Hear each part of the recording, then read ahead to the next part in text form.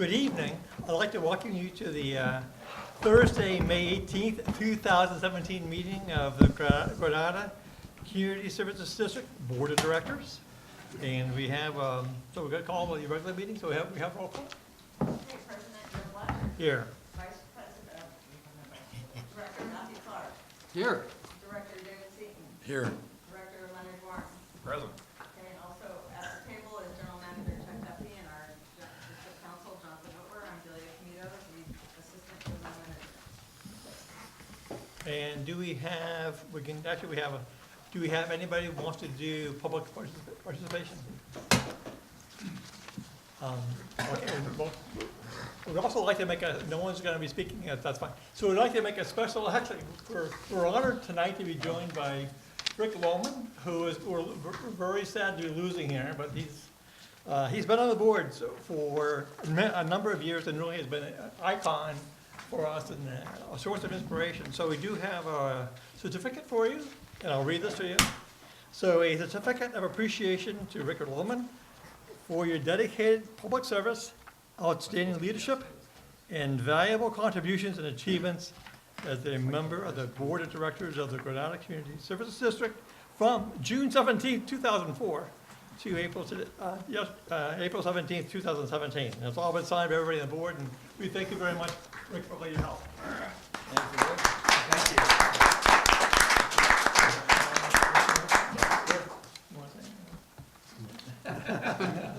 I would like to say a few things. You want to go here?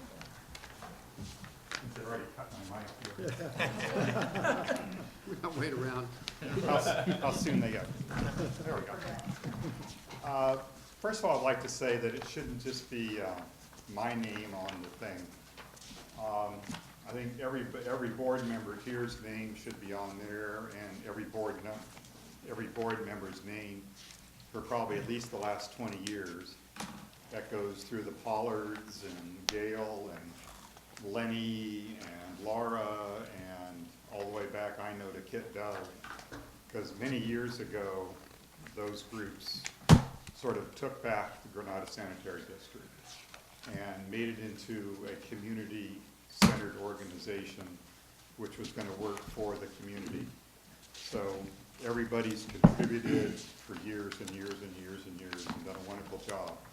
I think the community, I wish they would be a little more involved sometimes because of the amazing things this group actually does. Even just since I've been here, the board has put in a wet weather system right out in front. That has literally saved the community twice from just general flooding and even more, like Sam Rep says. So that was a wonderful thing. They've been constantly replacing and repairing pipes as fast as they can. Parks, of course, was a many decade project by lots of people. They worked even harder in the last couple of years before we got it. And now the group has launched on recycled water, which is going to, again, save the community. So they just keep doing good things. And also, this isn't just the kind of board who sits around and rubber stamps a couple of minutes and eats a pizza and takes off. They're very conscientious. They're very involved in reading all the everything from the minutes, making sure all the commas are in the right place. And just super dedicated. And again, it's not just sitting here at the board meeting. Sometimes this board has taken abuse, verbal abuse at public meetings. When Talk About was around, a lot of people didn't like the good things they were doing for the community.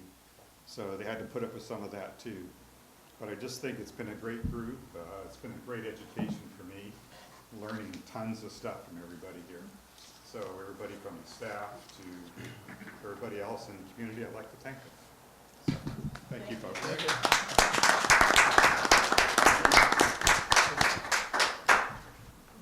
So before we get into the agenda, was last week's meeting, that was all public, right? That was all public. So I'm just a little confused. So last week we agreed that the board said that they're gonna appoint somebody instead of hold a vote.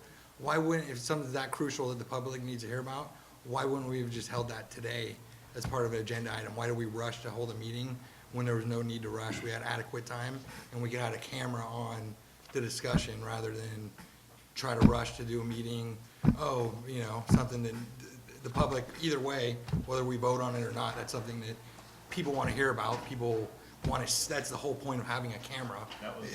A discussion like that is one of the most fundamental discussions that people want to see on camera. It was explained. And so I'm just wondering who made the call to not just hold that tonight and have it on TV? It was explained at the meeting that the decision to appoint versus elect has So to did be you make that made- call, or who made that call to not hold that as agenda It item? has to be Hang on. made within a certain number of days after the vacancy. I'm just asking who made that call.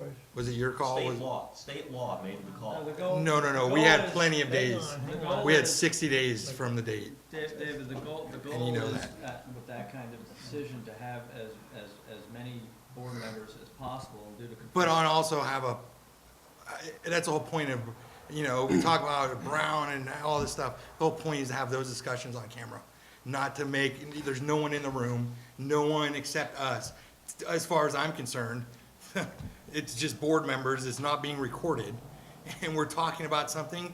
To me, it's like, what's going on? We have all these laws that are supposed to protect against that, and then when we talk about the most fundamental issue, the fact, are we gonna let the public decide who's gonna fill Rick's seat? Or the board members know their say is more than any in the public?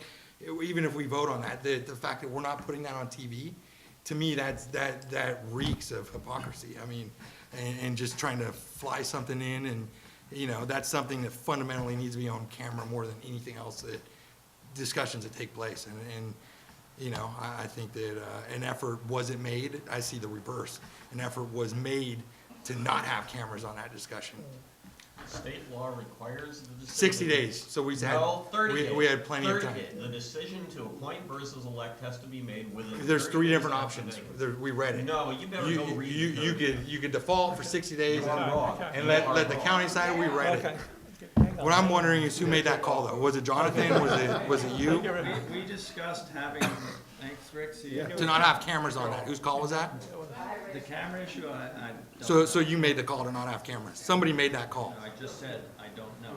Okay, can you find out who made the call? I can certainly find Okay, out, this but is- we did notice the meeting properly in accordance with the. Okay, but whose call was it to not have cameras? I just want to know. Was it your call? It wasn't a call. Call. We send out the agenda to, So somebody made the call though to not invite them. no, that is not the case. We No. send out a list, and I don't know if they didn't get it, or the list didn't get sent out, or what have you, but, they didn't. So you did invite them, they just couldn't make it. Yeah, if the agenda list went out, they would have automatically. Okay, so it was on them for not showing up. They were supposed to show Or up. the agenda list didn't get sent out because I didn't. Or so maybe it didn't get sent out. Yeah. Okay, because I think it reeks of, It wasn't yeah, intentional. it looks like it. And the fact that that's not gonna be on camera, and then we talk about all these Brown Act violations, that it's like, come on, really? I mean, Brown Act has What nothing Brown to Act do with it. violation? we're getting caught up in all these, you know, these other things, and then the most fundamental part of public comment that are fundamental issues like that should be done in public. It shouldn't be with multiple board members and no cameras and no other public meeting taking place. Again, the public. It should have been done at this meeting, but it was It done couldn't without have been- cameras. It could not wait. Yes, it until could the- have, No, it absolutely couldn't. could have. Hang on. Jonathan, would you explain the state law to? Yeah, just- We read it last week. There's 3 options. We would have fit all 3 options if we would have held it today instead of You're last week. wrong. We You're- followed- No, I'm not. We followed Hang on, all the hang on. provisions of the Brown Act, and it was publicly noticed, and people could have come to the meeting. I'm not sure how many more people Yeah. come to the meeting, quite honestly, than watch it on Okay. TV, but I can't. But at least answer it to you. creates a public document, a public record of We the have a fact. public record of it. Yeah, We'll have and- minutes yeah, of the little meeting. notes, yeah, exactly, versus Yeah. the actual discussion. No, Yeah, All so right. I'm not okay with that, but, All right, we will note that in the but, yeah, public comment section. yeah, absolutely. I would like council to explain the law to Director Seaver. I know the law, we read No, it. you don't. It's a, No. it's a 3 options. Hang on.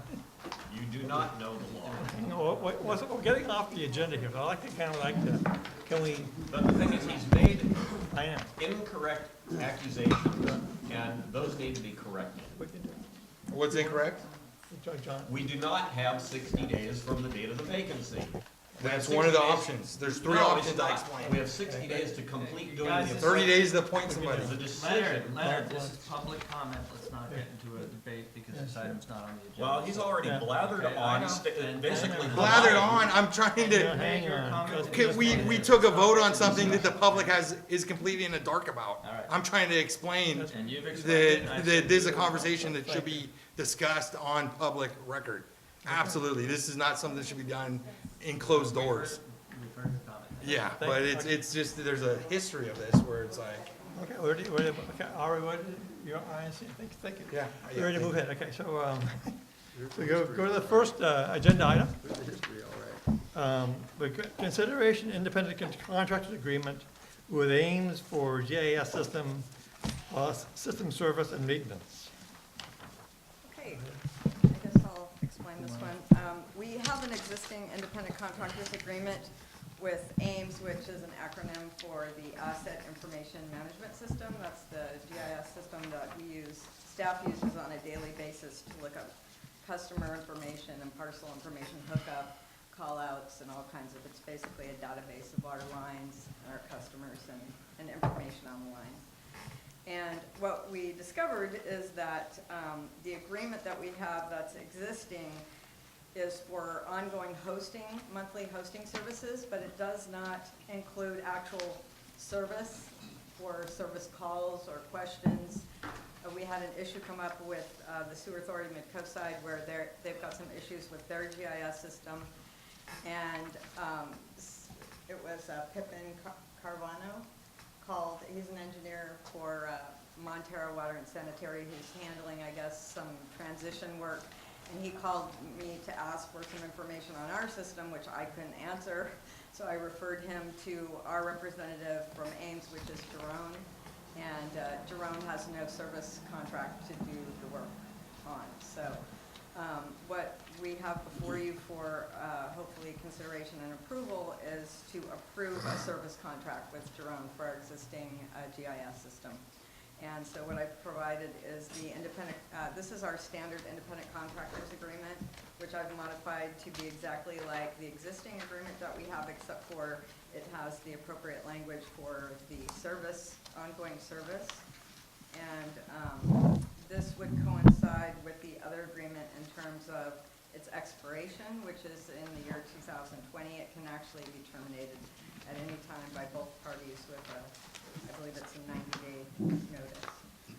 And I've also provided the hourly rates for Jerome and his associates. And I really don't anticipate the cost to go more than a couple thousand a year, probably far less than that. But the cost is totally based on how much service you That's asked correct. for. That's correct.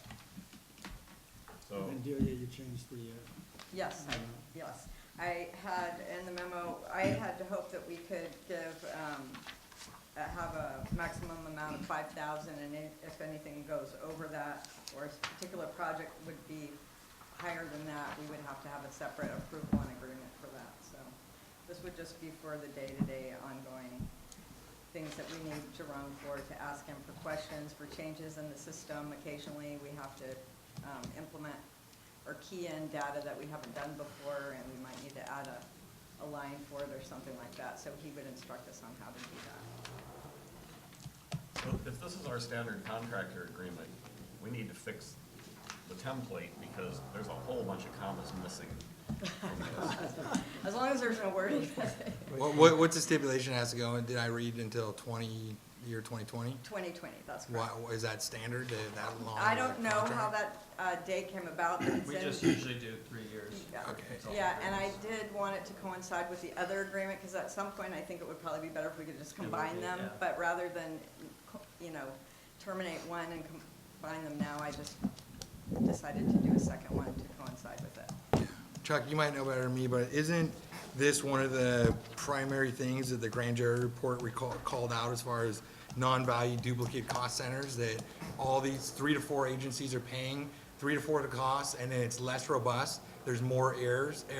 This is something that if we got together with the other We agencies, would love to have, do that. We would really how- like to do that, but trying to work with the other agencies and get it done is another story. I know that Sam just recently was interviewing, and we had Jerome for the Ames team go over and give them a presentation. Yeah, because So we tried to get Jerome to give Sam a presentation to marry all this stuff together, because Sam's been using a proprietary system to do this GIS work for the past 10 years. No one's liked it for 10 years, and we're paying $20,000 a year at Sam.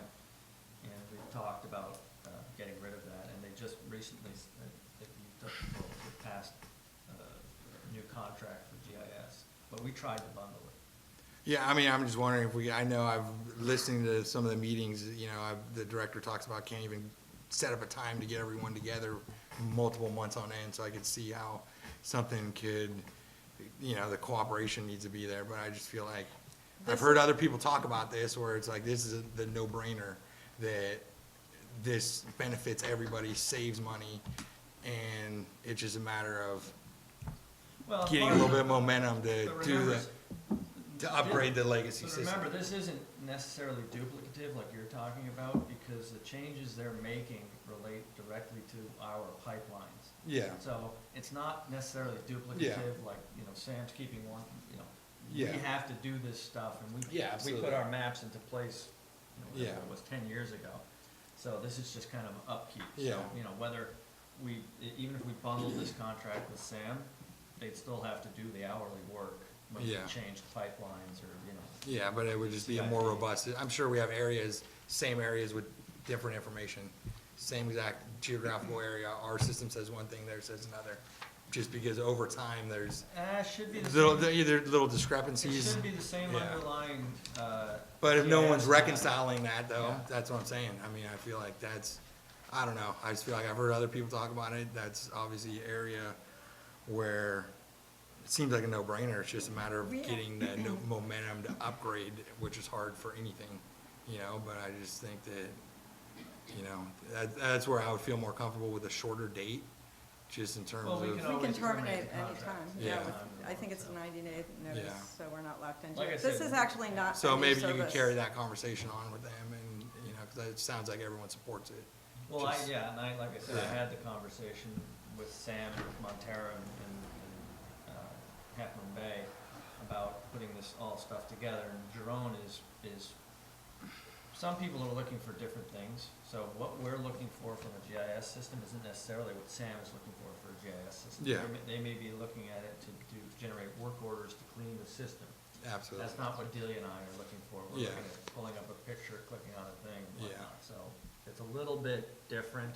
Absolutely. But we tried to, you know. Yeah. And we've already implemented AIMS, so we have AIMS Yeah. already. This is just simply adding the component that would allow us to have service, just day-to-day service, that's all. So So, unless there's a. I insist that the missing commas be here for the approved contract, and I'll give you a really good example of why.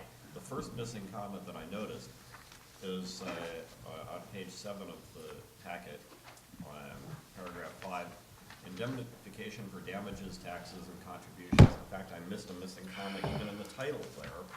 There should be a comma after taxes. It says, AM's team shall exonerate, indemnify, defend, and hold harmless GCSD, which for the purpose of paragraphs 5 and 6 shall include without limitation its officers, agents, employees, and volunteers. Well, there's no person that's an employee and volunteer. This is a contract Yeah, what we standard can do, template, yeah, that was. Leonard, yeah, so, I mean, I think the broader picture then is we can have Jonathan review our standard consultant agreement in, Which apparently has a lot of missing commas, if this is it won't, based it on won't that. once they're done. So, we've got Natalie, the author, at Oxford College, we'll put her on the job. So- Leonard, I think you're winning the war, because I discovered that the Word, program that reviews your documents, not only for spelling but for grammar, now puts in the Oxford comma. There you go. So this was done before that. We can go through and put in the Oxford commas But that shouldn't prevent you from acting on it. Right, so, And don't change the font, by the way. And that aspect of word has always sucked. I, Grammar. I agree with you. But it does put in the Oxford Better commas. now, after a 12-hour flight and a flying cesspool of germs, I came back with a cold, so I have not reviewed the packet that well, but subject to other issues that the directors might have, I move approval of this with the caveat that it goes to council's office first for comma corrections. Okay. Do we have a second?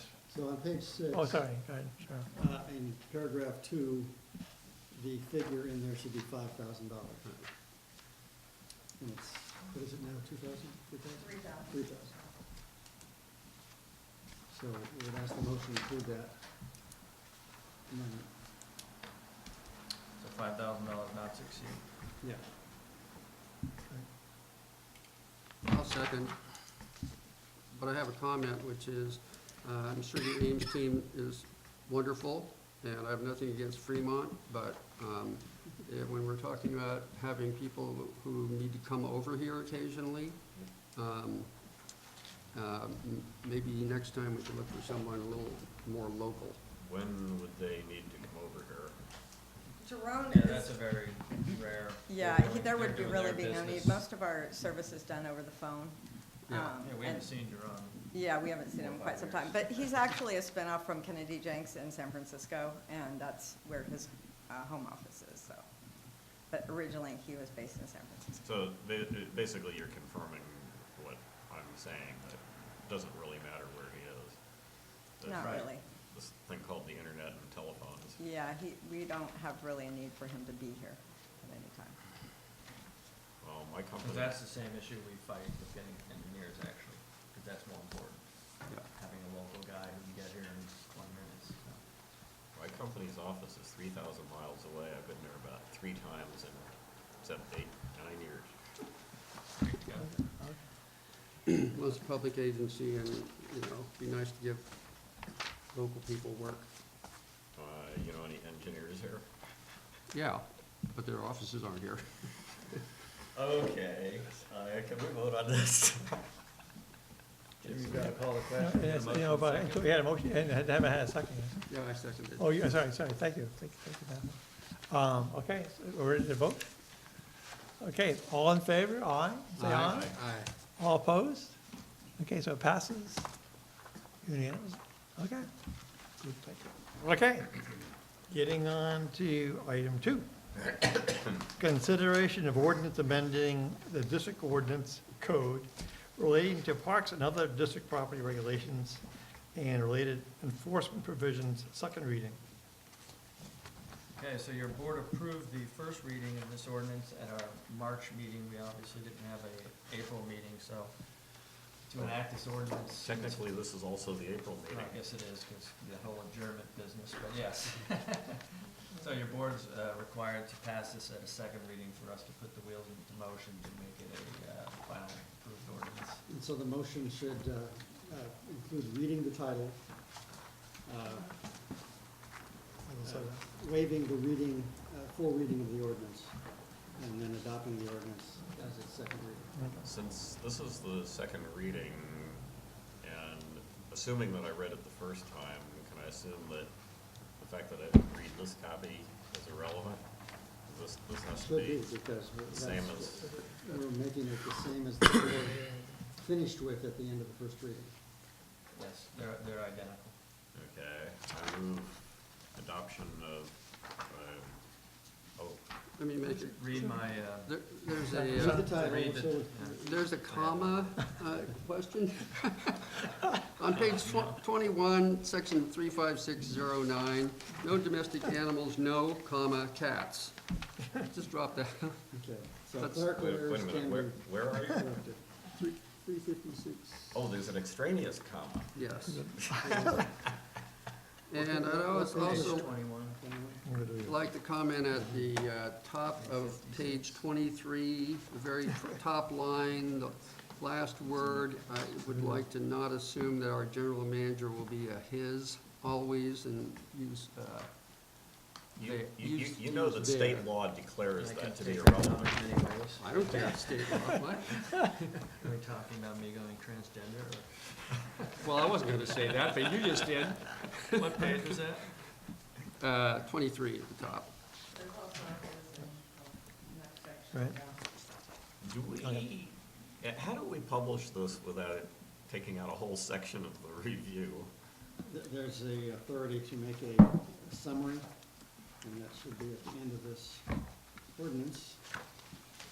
It's not, we gotta put it in there, but, So we just publish the summary and a reference to the yeah. fact that the full ordinance is And available? Section 2 says a summary shall be published one time in the Half Moon Bay Review. Okay. Yeah. That's at the very last page. No, that's variances, let's see. Section two. Well, I said section 2 because I was looking Jumped at the ahead. next item.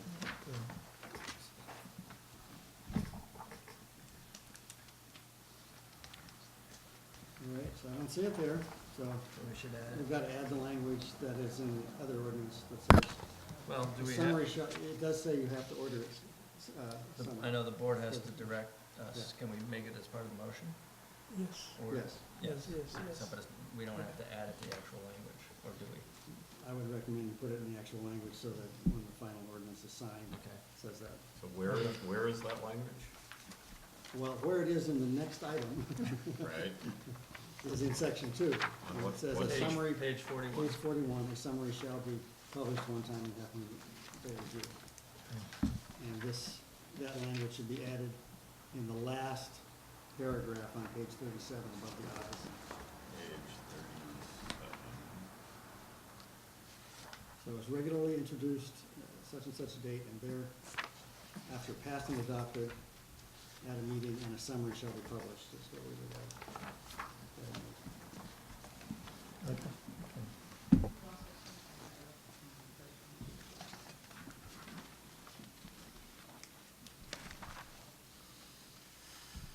The language that's on page 37 doesn't look like the language from the other ordinance on page 41. So I'm not really clear on where that would get inserted here. Yeah, isn't it? So, The above and foregoing ordinance? right, Yeah, but under section 2, there's a separate paragraph that says upon adoption, the ordinance shall be entered. Why don't we just add that whole paragraph in, above, The first paragraph The of first section 2 paragraph, yes. into, at the top of After page four. 37. I would put Right. up. See how the order of things is? Right, Okay. yeah. So the first paragraph under section 2 on page 41 will also be added at the Okay. top of page 37. You could if you'd like. Sure. all right, I'm gonna try Sure. this. You do, well, you can just do as mentioned, I guess, right? Yeah, good.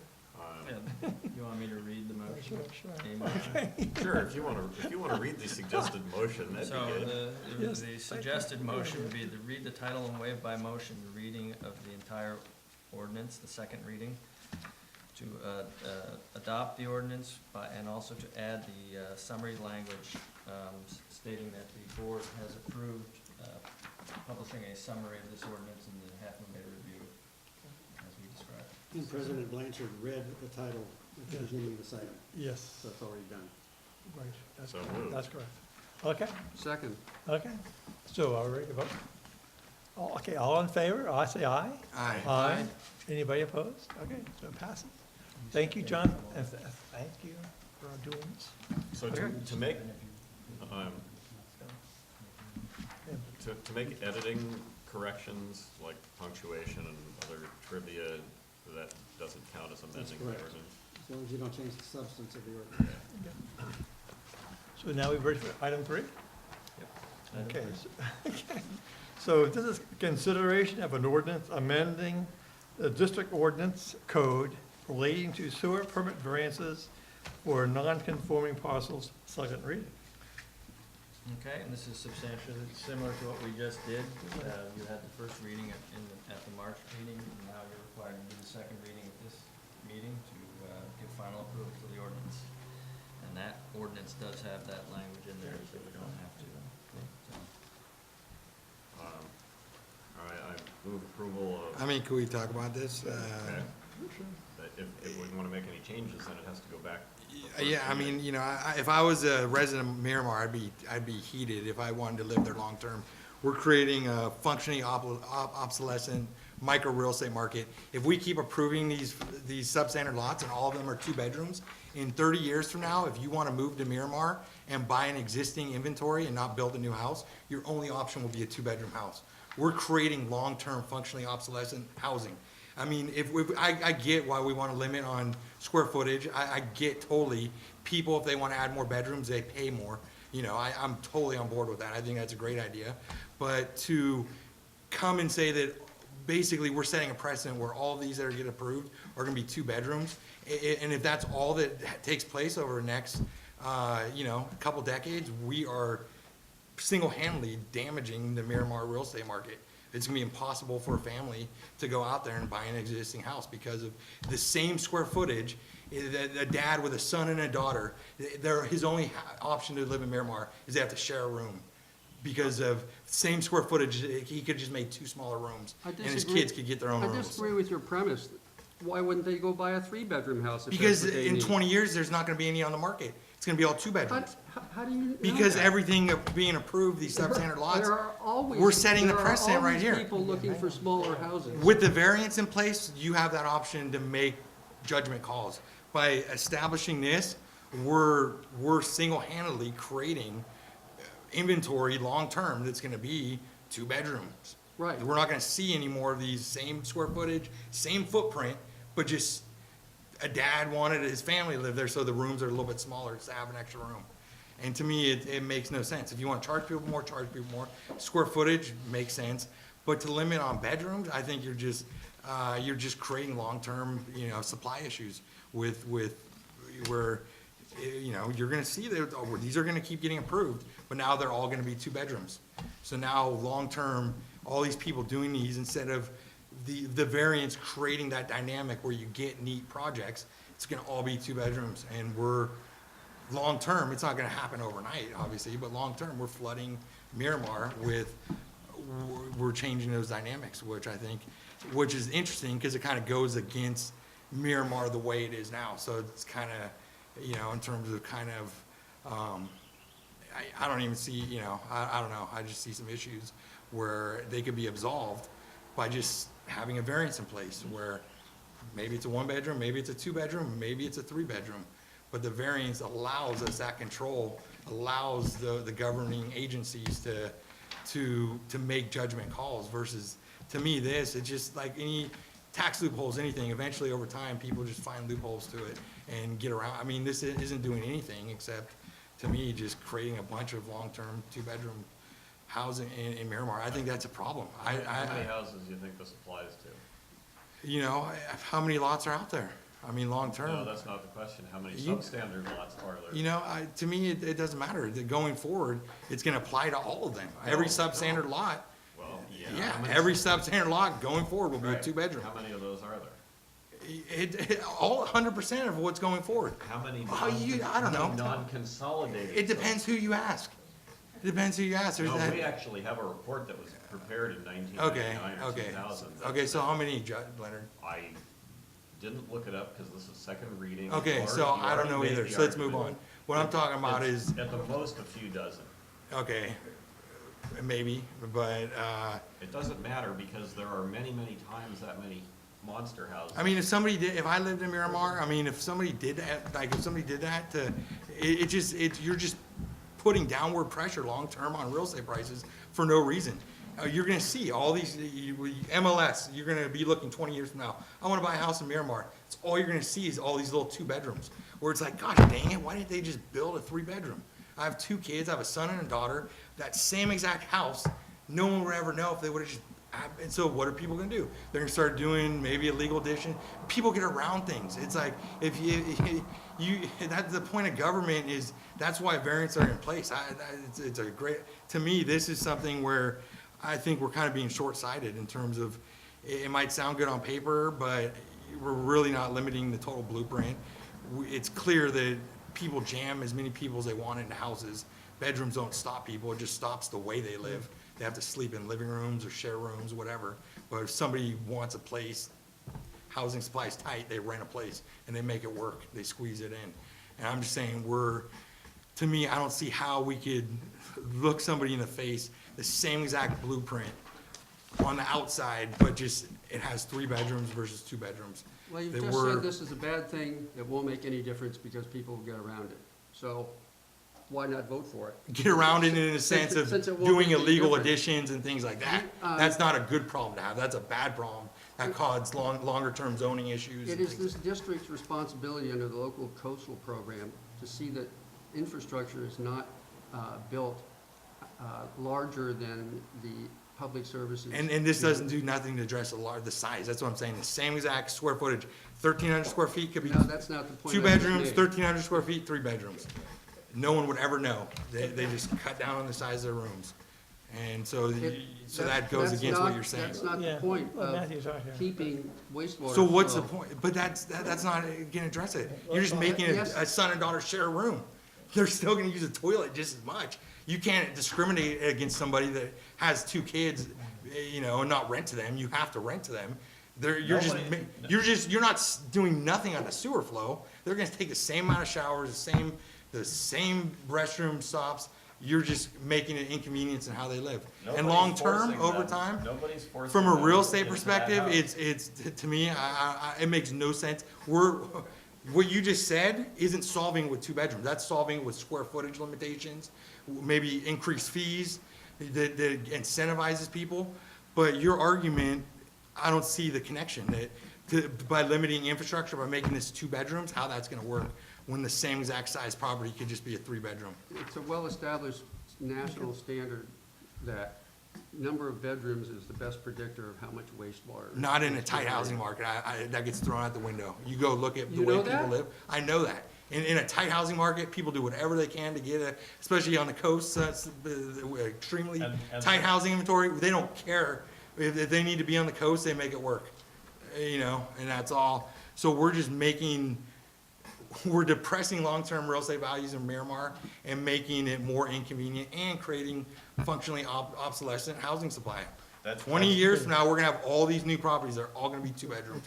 Everything that was built from 2017 or 2018 to 2024, it's gonna be 2 bedroom, 2 bedroom, 2 bedroom, 2 bedroom. It's gonna look like, you might as well just do a new, KB Homes come in and do a cookie cutter community. I mean, to me, it ruins our community housing supply, you're depressing real estate prices, giving people less choices, when a variance gives us that same control.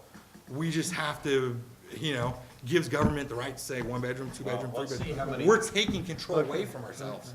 Let's see how many directors agree with you. I move approval of ordinance next in order, an ordinance amending district ordinance code relating. to- I'm still looking for an answer though. We're not gonna answer that, we're just gonna vote on it. So we're doing this based on Matthew's argument, that's why, to limit infrastructure, based on that this is the It's best not solution. my argument, it's required in the local. And it coastal is the best program. solution to that. We don't have a provision. And it is the best solution to We that, don't though, that's have what I'm a saying. provision here Because I for could find a filibuster. lot better solutions than this. You're Without You're filibustering and we don't. there's a lot better solutions than this without the negative repercussions. If that's all you wanna do, if Such that's your main as? goal. You could do it on square footage, you could do a sliding scale of fees. If you do a 3-bedroom, you can do it, but you're gonna pay more. You're gonna We're pay not- double the fees. We're not the You planning, give we're the, not the county planning agency, we can't talk about square footage, we talk about. you can waste- charge people 2 waste- bedrooms, Wastewater okay? generation is our charge, So why are we talking about a 2-bedroom then? because that's the best way to predict. how Okay, much so if we're talking wastewater- about a 2-bedroom then, so Yeah. you're trying to say 2 different things. And it doesn't You're trying to take- say that we have no people authority can to build get into, as big a house we have no as authority they to can- get into bedroom size, but yet we're Right. saying 2-bedroom is That's the best way exactly to how do it's it. set up, yeah. I think- You got That's it. a Yeah. totally fallacious argument if that's the main reason why we're doing this. That's the logic, and you follow that, and you follow that, that's the logic why we're doing this, that we had this big need, that there was this huge need to limit, infrastructure, that this is the best solution we could come up with, to make it flat across the board, just ruin the housing supply in Miramar. No, it's not, you're. This is the best solution we can come up Screwing it with. Because again. I'm saying, we've talked about this before, and all of a sudden it just showed up at the next meeting as the 2-bedroom, when we had other ideas, you could pay more. I mean, what's wrong with that? You wanna build a 3-bedroom, you can do it, but you're gonna pay double the fees. Because of your argument, because you, according to Matthew, if you're a 3-bedroom, you're gonna use more sewer. So No, you're it's not welcome a- to build the same square footage, same okay, according to the, it's science, whatever you wanna say. I'm saying Go that, ahead. It's not according to me. okay, according to fact, that's fine, but charge more money then. Say that if you're gonna pay for it, same bloop, same, You made these arguments at the Yeah, first well, reading. I know. You didn't Sure. win. That's I would like to make the motion. I know, thank you. I would like to- it's not about winning though. I'm really trying to understand it, cause, I would like and I would to like make a maybe motion. Jonathan, you could explain to me, Okay, how is this the best we come up with? To limit infrastructure. If that was our goal with this, how does you agree Just that, trying to make- that Yeah, I know, by doing this, that's the best way to handle that? Or do you think that if maybe we took a step back, we could come up with better ways without all of the repercussions that could come long-term? So if the board wants me to revisit that, I will, but it was addressed at the first Yeah, meeting. And in same, the letter, pretty we had options. In the letter that I put forth, and the board chose this option. 2 bedrooms, and it's largely because that's, And I just don't follow the logic. I think that, to me, that's the least, out of all the other options we could do, if you really wanna. Okay, we understand that. Thank you, Dave. I would like to be allowed to. It make doesn't a limit motion. infrastructure, though. You cannot allow him to. It could be go the, up and- that's the point I'm trying to make. It could be the same exact property, just 2-bedroom versus 3-bedroom. How does this limit infrastructure? It doesn't, because you could do the same exact building. Everything's the same from the outside. The infrastructure's the same. Thank you, we have heard your argument, I understand. And I'm just trying to understand No, I our understand. board's I know. argument. Okay, I'm not thank you. following, so maybe I have Okay, now why to. don't you call, I- okay, I- motion, okay. I move approval of ordinance next in order, an ordinance amending district ordinance code relating to sewer permit variances for non-conforming parcels and waive reading. So you're gonna read, we read the title, you're gonna waive by motion the reading of the ordinance in full, and then Adopt Yes, after the yeah, second yeah, reading. yeah, adopt after the second reading. And since this is the second reading, adopt the ordinance. Okay? Do you have a motion? Okay, So that's his motion, is there a second? Second, anybody second? Second, Second? Okay, so, all in favor, say aye. aye. Aye. Nay. All opposed, yeah, that's, thank you, okay, good, okay. And now it's, All right, now we win, yeah, so now it's three, I'm assuming it's 3-1. 3-1. 3-1. Director Seaton opposed. Aye votes, okay. Thank you. Now going to item 4. I, Oh, hang on. I would like to suggest that the agenda items are out of order, and that since the bulk of our budget goes to Sam, that Oh. we should have the Sam budget discussion before Sure. our budget discussion. To begin Well, I with. actually kind of bundled them together with my memorandum, so, but Okay. you're skipping over our item 4, the Four. ordinance. Yeah, we need permit fees. You What? jumped up. Did I miss? Item 4, Yeah. and one more permit fees.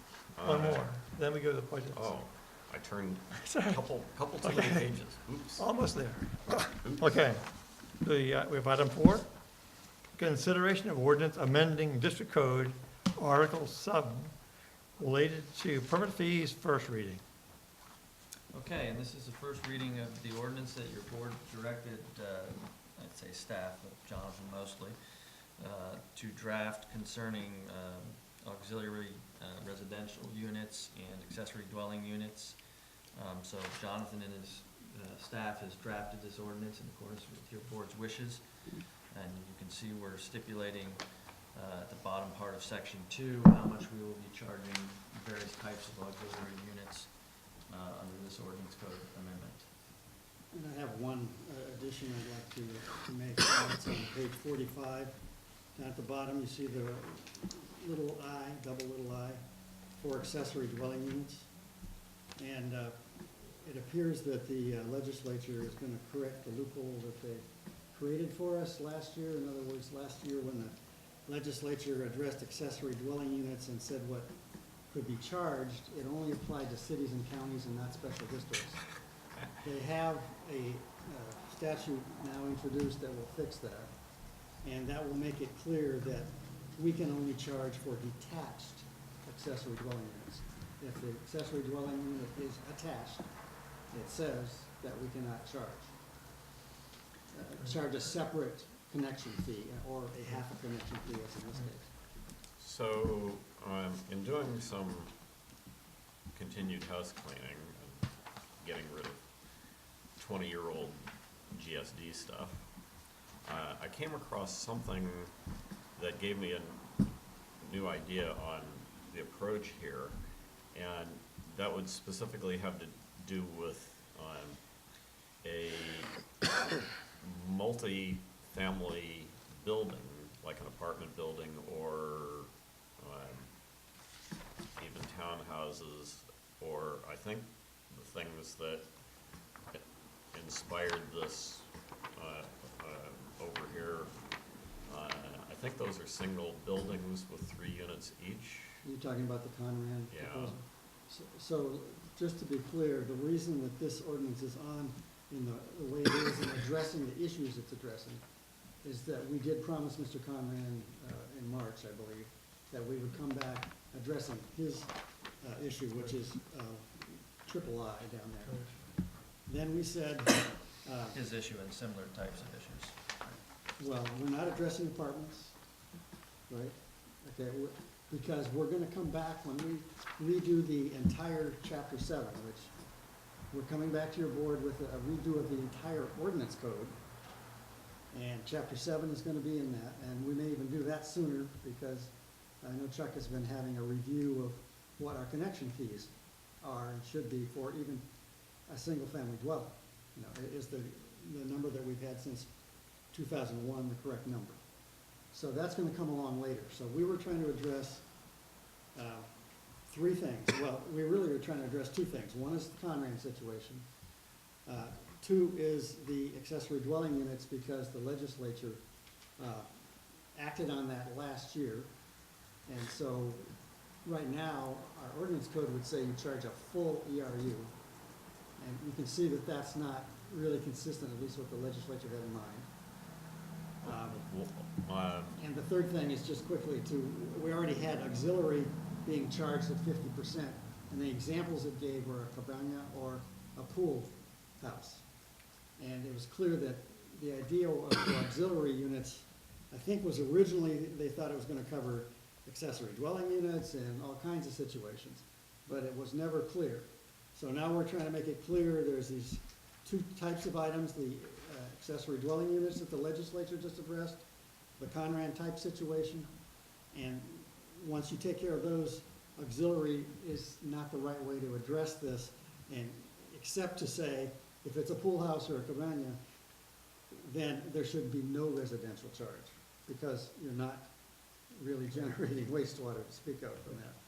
So that's what we've presented, but this is the first reading. The board can modify this as you would like. I was just proposing that we add the word detached in front of accessory dwelling units, because the handwriting is on the wall as what the legislature is gonna do. Add the word, Detached versus attached. and that In goes other where? words, right now, it just says any accessory dwelling unit. Section 2 double I. Yeah. It says 4 accessory dwelling units. Well, So that could for- include attached or detached. The legislature is saying you cannot charge for attached ADUs. Now, I'm pretty sure that our existing ordinance code requires half ERU charge for second units. Doesn't Except address that, it. I'm pretty sure it does, except that it's never been enforced.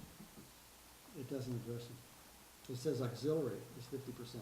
I think there's a reference to second units somewhere in We the just code. looked at it. I'll look again. Okay.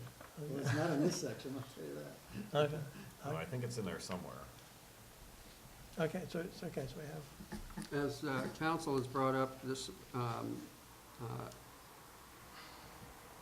item relates to a particular development in the district here in which the board seem to have the feeling that there should be some relief for someone who's building small units and, And fewer than the zoning. and would fewer than the allow them zoning. to build. And my question is, I don't see anything in here that could make this retroactive. So if Mr. Conrad comes back in, will we be able to give him that relief? Yes, because we have told him all along on the record that he will get the benefit of this ordinance. So it doesn't have to be written into the ordinance? That's right. All right, fine.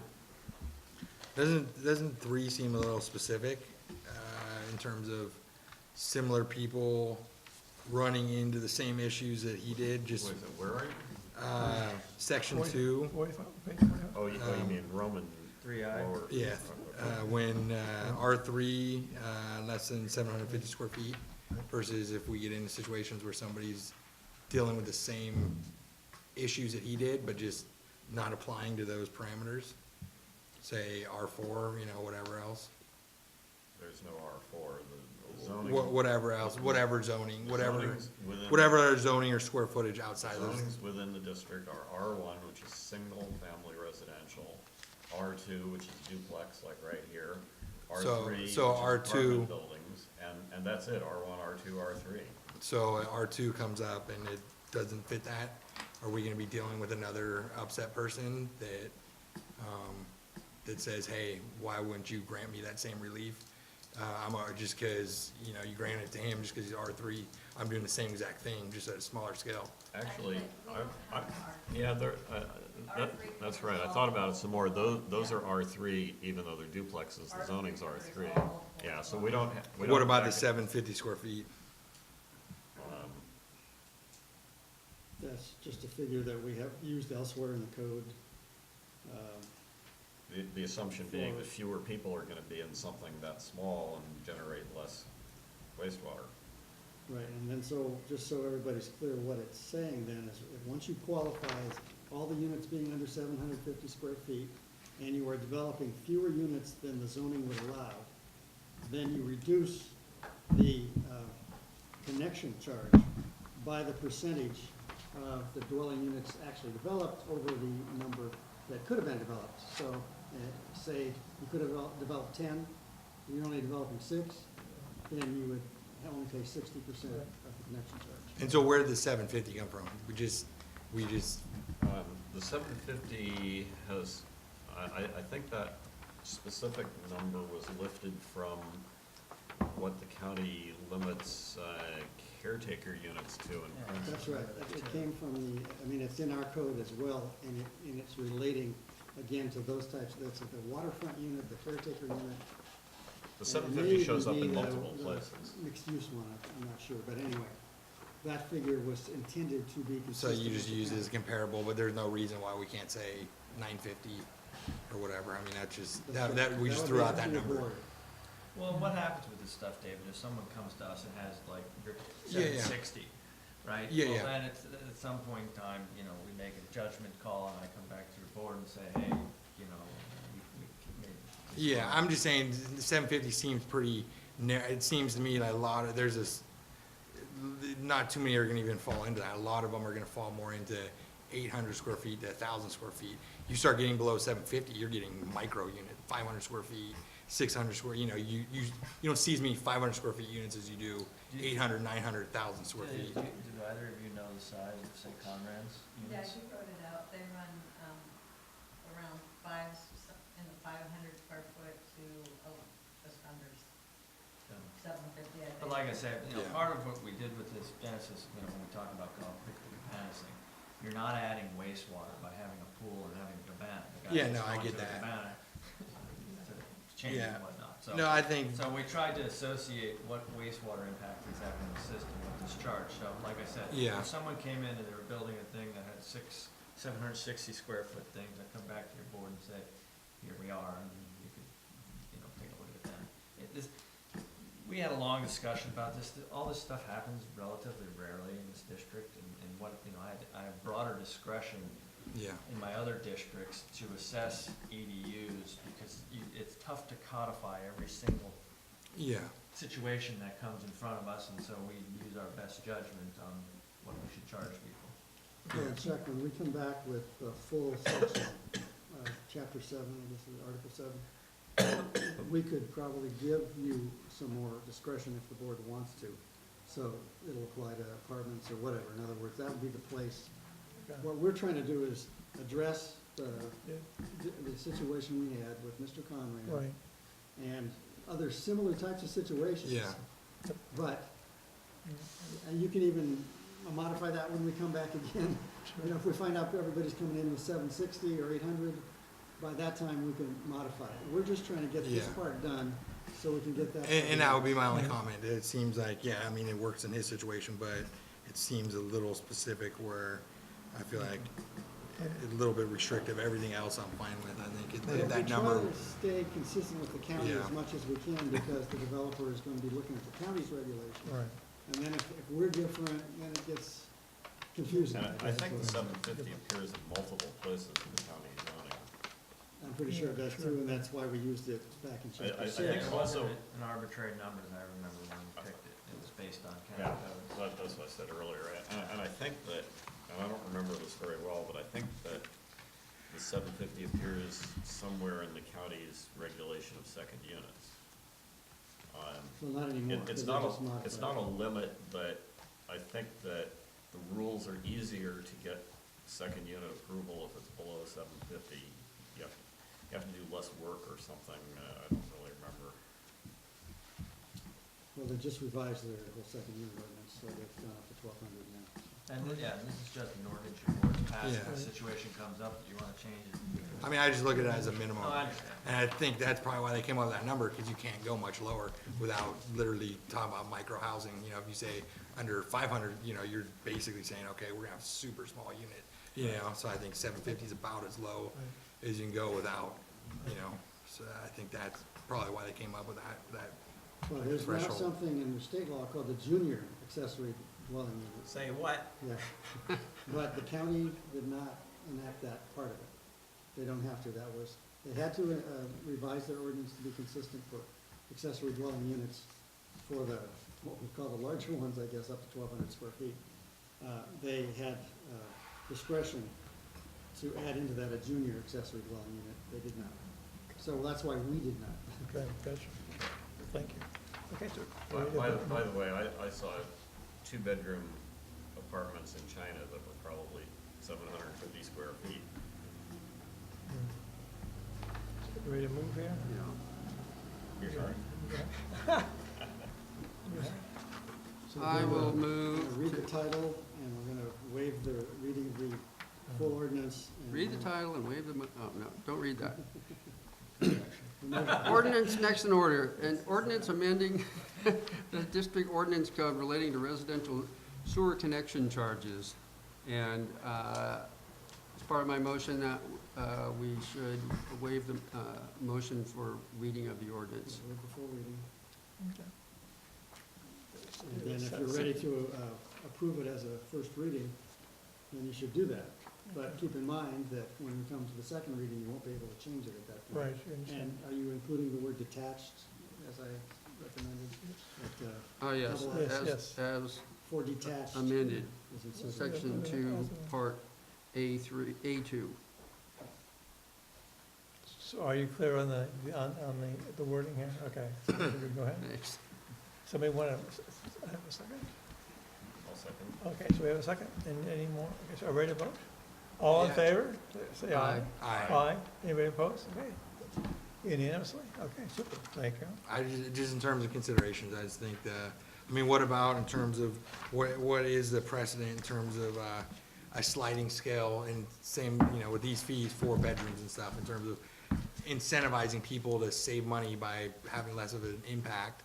But if you need that, you know, in terms of adding some of those, is there other districts that have kind of a more robust fee structure? Well, that's why I say I get more discretion as the general manager, because I look at things like that, you know, a 7-bedroom house could theoretically Yeah. generate more. And what's kind of strange in the sewer industry is, you know, there is no perfectly fair. I mean, like you said, there could be 12 people in a 2-bedroom Yeah. house and 2 people in a 7-bedroom Yeah. house. But we look at two things. We look at wastewater generation and possible wastewater generation. So a 7-bedroom house could theoretically have more people than a 2-bedroom house, obviously, except in rare situations. So when, like Jonathan said before, when we look at the broader section Yeah. 7, we'll be addressing those kinds of things, because again, we're trying to be fair and charge you Yeah, in accordance with your wastewater absolutely. generation. And we can always reevaluate it if it turns out to be, not quite right. Yeah. We can reevaluate it and amend the ordinance.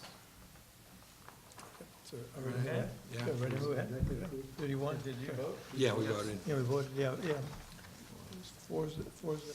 Okay, so You want to propose something? why exactly are we doing Granada's budget before Sam's budget? Because it's item number 5, and 5 is before 6. That's because I wasn't the board president?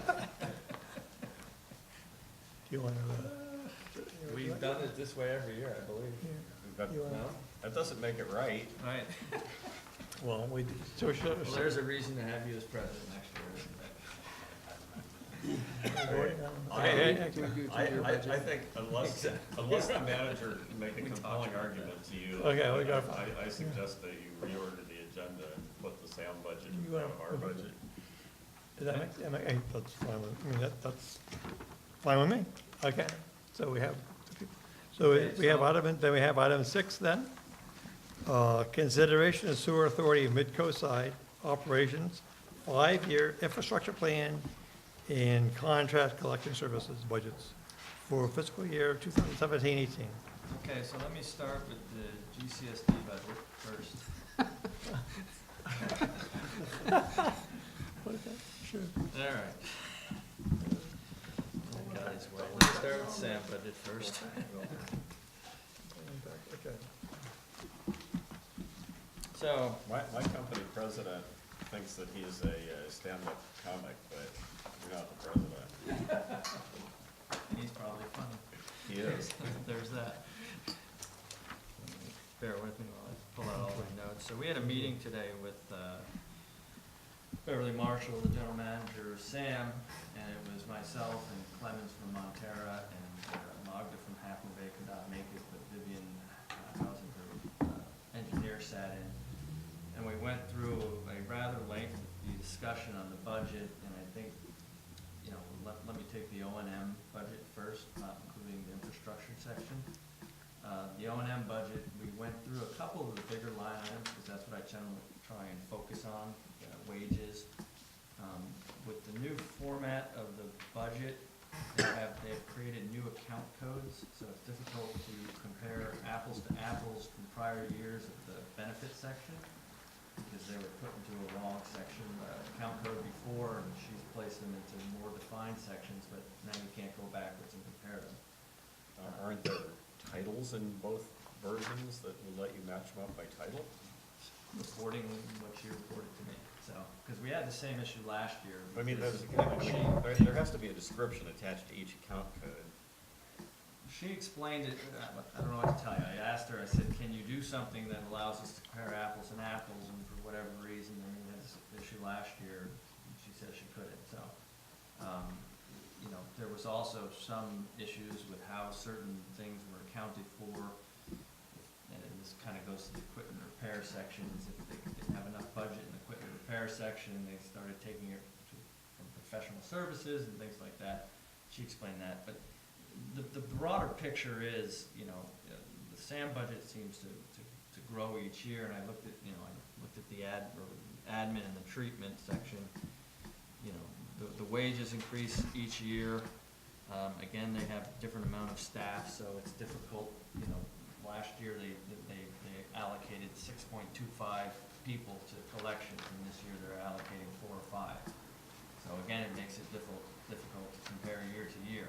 The general trend is, you know, the SAM budget is increasing as, you know, we used to have 2 SAM board members, but Leonard knows because he's part of the group that approves sending out the budget to the member agencies.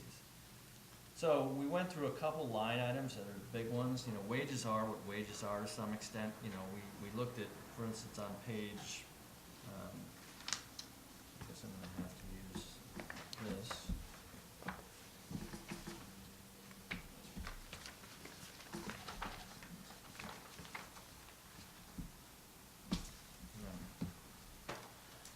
in my notes on my budget, not the budget in the agenda. So, page 65,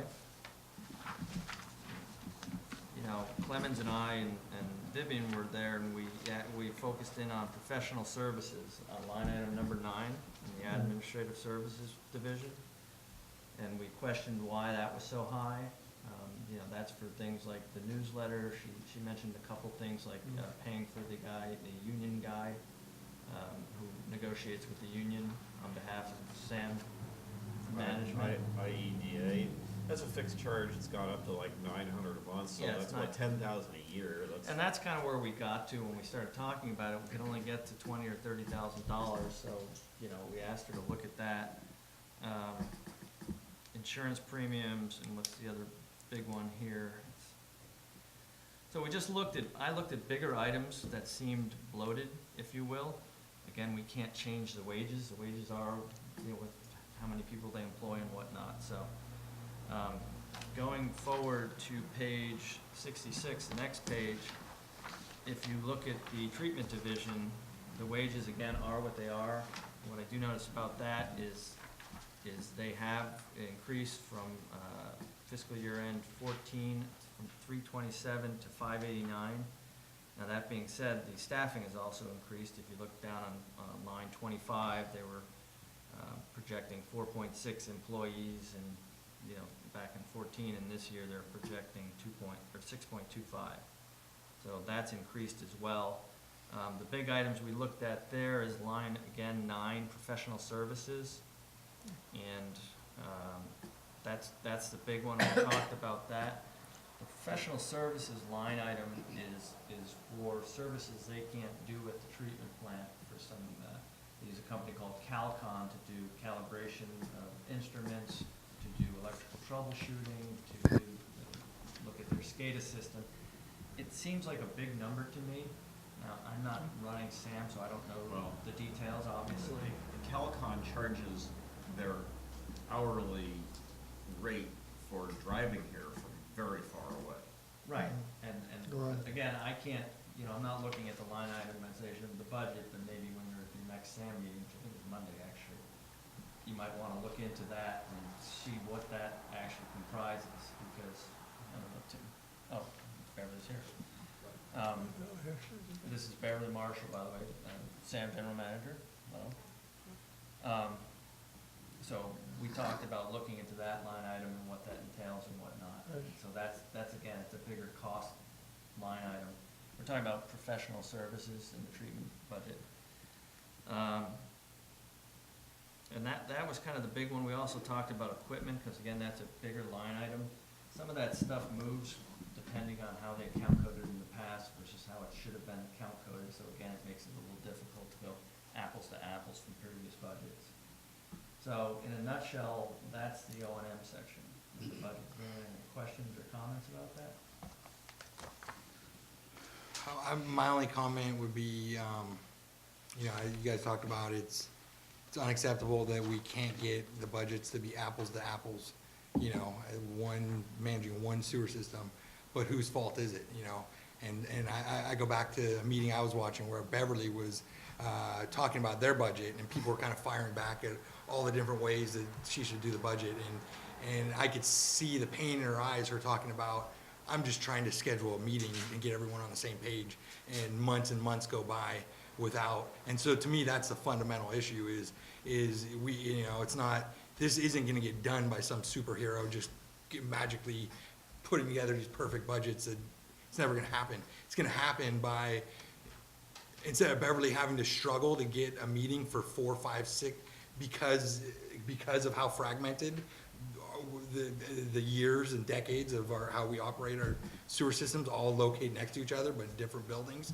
But yet, communication lapses go by for months at a time, I think is more about how do we facilitate that so Beverly's, that's, you know, that's never an issue in terms of getting on the same page with other general managers. There's regular preset meetings with the general managers and the staff on, you know, on all agencies, so that there's, So just so you know. so that those communication We lapses. do have a standard monthly meeting, and subsequent to this agenda being posted, we were supposed to meet on the budget, but that meeting.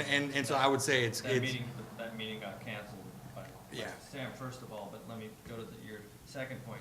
This is Sam's budget, and I can't pretend, as I said before, to know all the details of Sam's budget, because I'm not running the Yeah. Sam shop, obviously. So they put together this budget, we sit down and talk about it, we make suggestions to Beverly, like we had our discussion today. Can Yeah. you cut money here in professional services, can you cut money here in engineering service, professional services, on the But- treatment side? But this is Sam's budget, and the Sam board is the one who approves sending it out to. No, absolutely. Where I'm getting at is I look at this, if a company was running their divisions like this, they had 4 company divisions on the coast, and they went 30 days, up, somebody can't meet, now that 30 turned into 60 or 90 days. I mean, even 30 days is too much. I mean, there needs to be weekly, so much happens in a week between the general managers, the different staff that are, in the trenches doing work and seeing different things, whether it's on our end or communicating with somebody from, nothing's gonna happen unless we facilitate that, that interaction, where I think 30 days is clearly way too much goes by, where it just becomes more of a, let's have a meeting to formalize it but you're not actually able to, because when things happen, emergencies are getting taken care of on a daily basis or weekly basis. What does this have to do with the budget? These budgets, you guys have talked about for decades about how, how do we bring clarity to them? How do we compare apples to apples? How do we get everything functioning the right way? It's not somebody else's job no one's ever gonna do it. We're never gonna be able to hire somebody that's gonna just overnight, I came up with our budgets are all apples to apples. It's a team effort between us, between Sam, between Half and Bay, between Montana, in terms of increasing that communication and that. It's a collaborative. Because effort. I could sense it, and I'm watching the meeting, and I could sense the Is frustration. this the Sam board meeting? Yeah, the Sam board meeting, in terms of the months could go by and general managers, either they're not taking the meeting seriously enough, just saying, brushing it off, we'll get that next month. If it was a company, that would be unacceptable. Those region, if the regional called a meeting and said, I need my general managers from each plant division to meet, they would be meeting. I'm just saying that the accountability, You lost me. It's, Who's not meeting? I just said we had a meeting. I'm saying too much time goes by between the general managers' discussions, between you, between Montera general manager. We have a monthly meeting that we're supposed to talk about. And it's obviously not enough, because you can tell by, our meetings, you can tell by what gets said at those meetings, where people just throw out comments, just do the budget, I thought you were gonna do the budget this way, I thought all these people are, That's the board members, that has nothing to do with. But it staff. does, it's same thing, we're talking about apples to apples, how do we what's the point of a budget, garbage in, garbage out? If we don't really, truly have apples to apples budgets, then what's the point of even having budgets? okay. If you don't know what's in them. I didn't make the SAM budget. If the SAM budget isn't apples to apples. It's on them to conform, not us to conform. David, There needs to be some middle ground. David, the reason that Chuck described why he couldn't compare this one to last year's is because it's a new accounting system and the account. No, budgets have been an issue for decades The on, account numbers have changed. But and that's the only reason why, that's the only budget issue that there is. Beverly, if you want Beverly to. Yeah, I mean, I'm just trying to say, I could see the problem, it's pretty clear, that increases in communication would make her job a lot easier, if there was more of it shouldn't be, I heard it at the meeting, where those are her general man, if that was a company division, and 4 months were going by to get everyone, general managers on something on budget, that doesn't happen in a company. In a company, and that's accountability, where our organizations, that's some of the issues, they're so fragmented that there's not this accountability where those things become more institutionalized in terms of weekly. I'm not sure what you're asking me for, because There needs to be a more formalized communication plan between the general managers hang on. and the staff there of is a all the different formalized agencies. communication And And it's plan, not taking place and enough. Sam- It's clear. and Sam drafts the budget, and Sam is the leader Well, on their budget, on their. I could budget. go back and play the video, and it's clear that people aren't, the general managers are making an effort to take that's seriously enough. You in know what terms of- facilitates? We need to meet. You know what We need to facilitates meet. communication? If you ask a question and someone starts to answer it, you let them answer it. Okay, I'm And then you done. have some Sure. communication Okay. going. Sure. Okay, go ahead. So I don't know what you're asking me to do. I'm available for consultation all the time. Like I said, we had a meeting scheduled to discuss the SAM budget. It was canceled, okay? That's not my fault, I didn't cancel it, okay? And then moving forward, if Sam wants further consultation on budgets, I would expect Sam to call us up. But I can't speak to what the SAM directors are saying to their general manager because I'm And not you're one of misinterpreting what them. I'm saying. What I'm saying is I'm talking about that it's clear as day that there needs to be improved communications flowing up to Sam. On the general manager level, I'm talking about you. I'm talking about Montera. I'm talking about the people at Half and Bay. I'm talking about our staff here in it working with there needs to be. This is, David, The this kids is is- a SAM budget. I give my suggestions to Beverly. We had a meeting today and I gave her my suggestions. Clemens gave his suggestions. Vivian talked about it from Half See- Moon Bay. That's all we can do. It's Sam's budget. And can we Okay, talk about the SAM budget instead of the? And that's all, and that's what I'm getting. A budget doesn't get done in one little meeting. If you look at how companies do budgets, That's why there's we started- multiple meetings and there's so much Right. daily back and forth that gets, We you're understand looking over people's shoulder and, hey, what about this, what I'm about? not looking But, over no, Beverly's I'm talking shoulder. about how business works, how things get We done. understand. When 30 days go by and it's like, oh, let's meet again, you lost all that momentum. It just becomes a formal meeting. Okay, can we, But I'm David, pointing I out understand. a fundamental inefficiency that it's pretty clear We that can be understand. solved. We understand your point. From- To the SAM board meeting. What about you just say, I will make a better effort I to, don't have to make a better effort. to be more David, accountable? I am available Let him talk. all the Okay. time. Can we I talk don't know about what the you want budget? from me. Go ahead, yeah, I understand. I mean, how do we know what's in the Anyone- budget if we can't compare it? You can ask Beverly, she's here now, Beverly's here. if you'd like. She's the one who told me, and she told me again today, she told me previously, that the account codes have been moved and it's difficult to make an apples to apples comparison. I'm not making this stuff up. Yeah, no, and that's one, I understand. I'm talking about, in general though, there's been a recurring conversation No, I understand. year after I year, understand. going back to all the crazy budgets that whoever had. That was then, this is now. Years ago. Can we talk about this budget So does instead anyone of? have any questions or comments about the O and M section? Yes. Yes, Uh, yes. Contract collection services. On our page 59, at the top, it says agenda item number 8B, page 4. It shows a change. This is, on a budget this size, this is a small point, but I am representing this district. The total change in expenditures is set to be minus $75,000. However, that's distributed amongst Half Moon Bay and MWSD only, and ours actually goes up 7,100.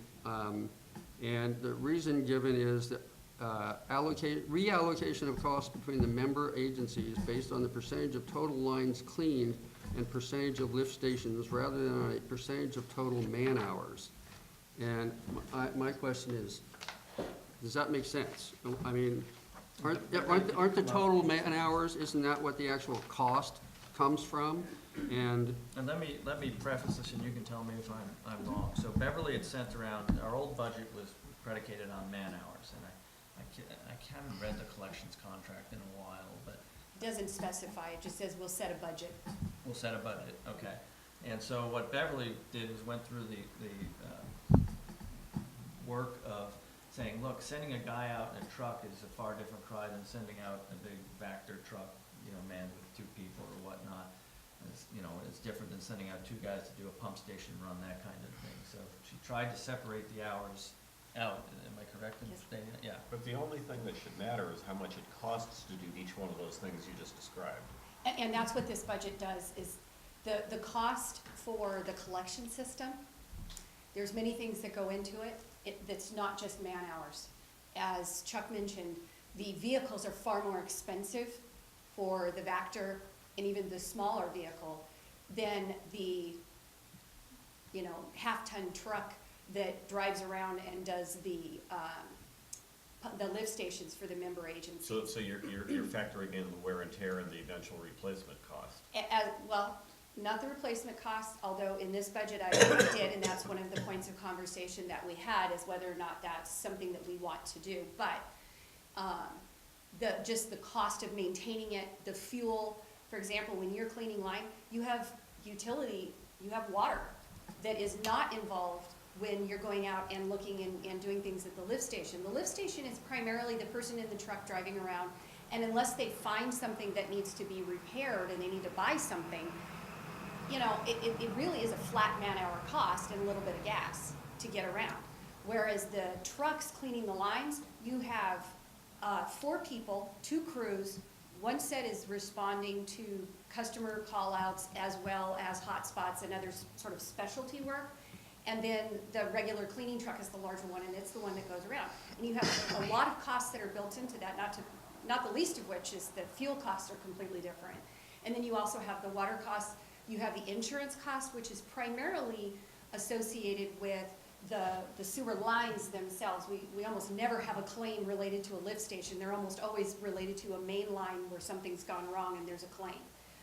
Or if we have a vehicle accident, it's almost always because the big truck is trying to pass someone on a small street. So all of those types of costs are associated with the line cleaning. And when you look, this whole thing started because last year there was a huge discussion about were the 3 member agencies going to continue to contract with SAM for collection system. And it was cheaper somewhere else or more efficient somewhere else, whatever it was. So what I wanted to do was develop a contract services budget that wasn't just all mushed together as sort of all types of services into just one giant blob of man hours. Was if you were gonna contract and get someone to clean your lines, you should have an apples to apples comparison of another agency and what it would cost for them to come in. And they may not be the same agency that would come in and maintain your lift station. So it wasn't fair to mush all that together. And we have the 3 agencies vastly different in the way they use those resources. So for example, Montera has the smallest number of miles of pipe, by far the largest number of lift stations. So it's like 80% of the lift They have stations. something like 18 pump stations, we have 1. And the Right. Half Moon Bay has Two or 3. three, And yeah. everything else is in Montera. So guess who sucks up the largest percentage of that person's time? Montera. And they should pay for that. So basically, the new structure is cost recovery by specific work done. Type of service. Yeah. Line cleaning and emergency response and everything associated with the trucks that roll for that purpose. And then the response to lift stations, maintenance of lift stations based on the resources that roll when that is being used. And I have a follow-up because the first iteration of this collections contract budget that I saw had Half Moon Bay's costs increasing by 70,000 and Montera's decreasing by 40, and ours kind of remained the same within the chop. Right. What has changed since then? Because I assume what had changed is that you abandoned that costing system you're discussing, and that's why we got this budget. But you're telling me you've kept to that, so why has that changed so dramatically? There was a huge discussion about the vehicles and purchasing a vehicle and the way it makes the cost spike from year to year whenever you purchase a vehicle. And so to try and smooth out some of those costs, what we did was we took out that sort of lump payment and said, basically, what's the useful life of one of those vehicles, and what's the cost of that spread out over that period of time, and I believe it's 12 years, and so 1/12 of that every year, and to be set aside either to finance a truck or to have the money and buy it out when we get there, whichever makes the most sense at the time that the truck needs to But be wouldn't replaced. smoothing that out reduce everyone's share equally? No, because you don't, remember that the vehicles that I'm talking about are the pipe vehicles. So Half Moon Bay had the largest share of buying a truck, so if you take that out, they have the biggest reduction because that cost went down. It's all associated with the lines. The problem with Granada is you're kind of, even with that change between total man hours and line cleaning, service type, there was very little difference. The other thing that we did was we removed absolutely everything out of there that is considered, a JPA-supported cost or something that the JPA is doing that happens to roll over into the collection services. So for example, training costs, training the staff. Half Moon Bay did not like that those costs were loaded in the collection system. They felt that it was a responsibility of SAM, the JPA, to train its staff, all of its staff, and that should not be in those contract costs. So we pulled those out. But training that's specific to the collection system maintenance tasks should be in the collection system chart. And before we even go down that path, let me just say that this is more of an issue for Half Moon Bay and Montara. Basically, our percentage of the collection system is 28% plus or minus each year. Yeah. And our percentage of the O&M costs for the treatment plant is 28% plus or minus each year. So that's why where it goes is more important to Half Moon Bay and to Montara than it is to us. So, Yeah. And, you know, yeah, I look at the $7,000 increase and compare it to the total line item there, and it's on the level of noise. What did you say, something about within the chalk? The chalk lines, I don't know. Yeah. Well, the other thing to keep in mind that it's different in this budget, and why, in trying to fine tune and to answer Director Seaton, part of the problem is, and this is not one of those place blame anywhere, each manager who has sat in my chair has struggled with this and attempted it in a very different way. So each budget looks different because that manager was trying to make it work. Totally, and, yeah. And that's why, it's because I'm approaching it from a different position than the person before me and the interim before me and I mean, I've been here a year and a half, the interim was here for one of those budgets, that other manager was here for one budget. I mean, it's just too many people having their hands Yeah. on it, each one of us is trying to solve this No, problem. and that's why I brought it up. I remember when I first started looking at, I thought I was looking at a March Madness bracket, and it was one of the budgets that was actually a budget, and so Yeah. I know that it's been, but I'm saying it's pretty clear. It's not, It's a difficult process. The way budgets work in companies, you think you have it, and then there's like, every day there's these iterations that it's like, oh, we forgot about that, oh. Yep. And sort of, when you have this communication, you throw out these budgets, and within 30 days, you had 50 conversations back and forth, Yep. and you're getting that refined budget. What I'm saying is, we're missing out, we're just going, looks good, we're doing 3 iterations, where if we were communicating better, we would get more iterations in between and get a more accurate budget. Yeah, but a lot of this is driven by the SAM board, because again, I'm gonna say, this is Beverly's budget. We sat down today and we discussed it, but it's Beverly's budget. I don't know the details. But it's All I can do is inputs, ask I mean, my- it's all garbage in, Right. garbage out, and so Well, it's like, And to be fair, this was a very anomalous year. And last year was sort of a very short learning curve for me because I came in just in time to get hit with and you get to do the budget. You don't know anything about it, but do it. yeah. And this year, at a very critical time, unbeknownst to me, and this goes back to communication, just in general Yeah. communication, not just the budget, is in trying to time the budget, I didn't know Clemens was going to be gone for a large chunk of time on Yeah. vacation. There was, Well, I was out at the same time. yeah, with us. and of course, that was not even planned. And so I had my time and everything would have been great and we would have had all of our meetings and we would have had those iterations. And I had no idea that I was timing it to hit when 2 of the most important people needed for that were not going to be available. Yeah. So, and that goes back to just general communication, not just the budget. But Yeah. if I had known that, I would have said, oh, I better have a meeting 2 weeks sooner so I can catch him. Yeah. I was unaware.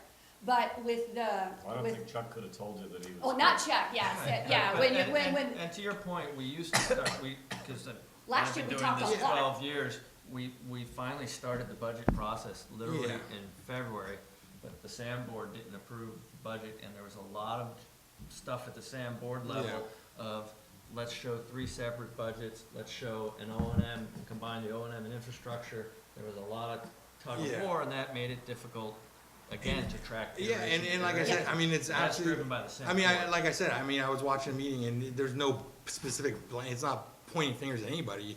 It's like Porter 5 forces, if you analyze a business strength, it's pretty clear, the fragmentation and the communication, it's like, everyone just needs to admit that that's a major roadblock. You know, any company, I have a lot of respect for you that you could, because I understand being on this board for a little bit, it's no one's fault, it's no director's fault, it's no general manager, it's decades and decades and decades of a JPA that should have probably been wiped clean and started from scratch, but instead it's piecemealed, and over time the relationships, and if a company wouldn't be in business anymore, there would be more of a, you know, a more centralized communication flowing up to between, and I'm just saying, we just need to all admit that that is an industry weakness in terms of analyzing some of the greater issues, and I think if that's something that everyone can make a better effort on, I would like to see that in terms of all, yourself, the other general managers, Again, the staff. I think I've been collaborating. I see with- nothing bad coming from I that. understand, Nothing bad. and I've been collaborating with Sam general managers for the past 12 years, but again, I have to point out,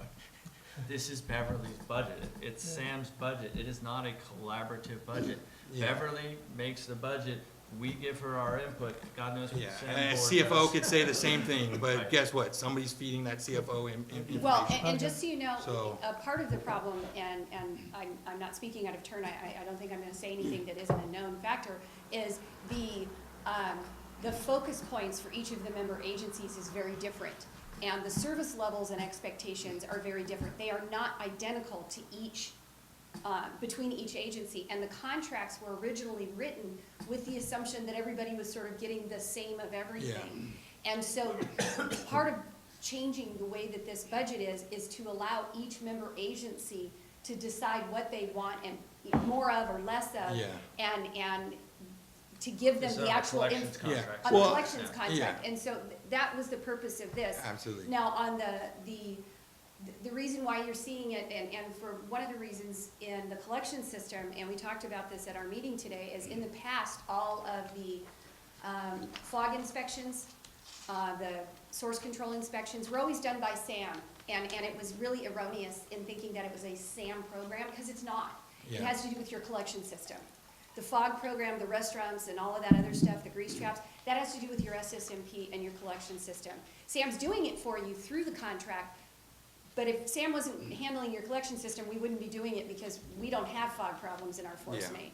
So this year, because once again, trying to get everything into the collection system that is driven by that contract, those costs came in, Yeah, but then so did the revenue. yeah, So while you see an increase in costs and your proportionate share of that, you also saw some additional revenue come in with it. Of course, Half Moon Bay has the biggest lion's share of that, Yeah. both the expense and the revenue, because they have the majority of the fog inspections. yeah. So that's where the apples to apples comparison, it makes it a little difficult when there's some of these moving pieces. But what I'm trying to do with all of this is clarify what, and this was something that was asked by Half Moon Bay as well, is whatever is part of the JPA needs to be in a JPA budget, and whatever is part of the contract needs to be in the contract budget. And so that's what the SAM board asked for, was to segregate it instead of one big budget like you would see with a city or business, and you'd see the different Yeah. departments, is two distinct budgets that you vote on separately. So you could vote yes to the JPA budget and no to the contract budget, or vice versa, because they're exclusionary. I'm Sam, I look at the whole thing, because Yeah. my parts move, if I've got a problem, I'm taking everybody that's got, hands and a truck and some tools, and I'm gonna throw them at it. So to me, it's just one lump, but to the agencies, it's two very distinct services. Is one is Yeah. regulated by the JPA and the other is regulated by a separate collection system, which is why when Half Moon Bay sent that letter saying we may pull out of the collection system budget, that's less of a deal, it's still a big deal, but it's less of Yeah. a deal than, they can't pull out of the But JPA. I just go back to the meeting, looking at, each different side shouting out, and what it comes down to, we're asking to go apples to apples, but Montera wants pineapples and Half Bay wants oranges. And so it's almost impossible in that sense. You might be able to adapt completely to meet our needs 100%, and you're gonna be more out of line with Montera and Half Bay And because that of that. definitely happens. But the reality is, at the end of the day, I agree with Yeah. the approach of if it's collections related, it should be in the collections budget. Totally. And if it's treatment related, it should be, I mean, that's pretty basic. Yeah, no, I think Yeah. all the things you're doing is And in the just past, it bringing had more not been, clarity. it was really, each manager was trying to get that right, perfect mix. And so looking at the history, each budget, I couldn't figure out what they were trying to Yeah. do.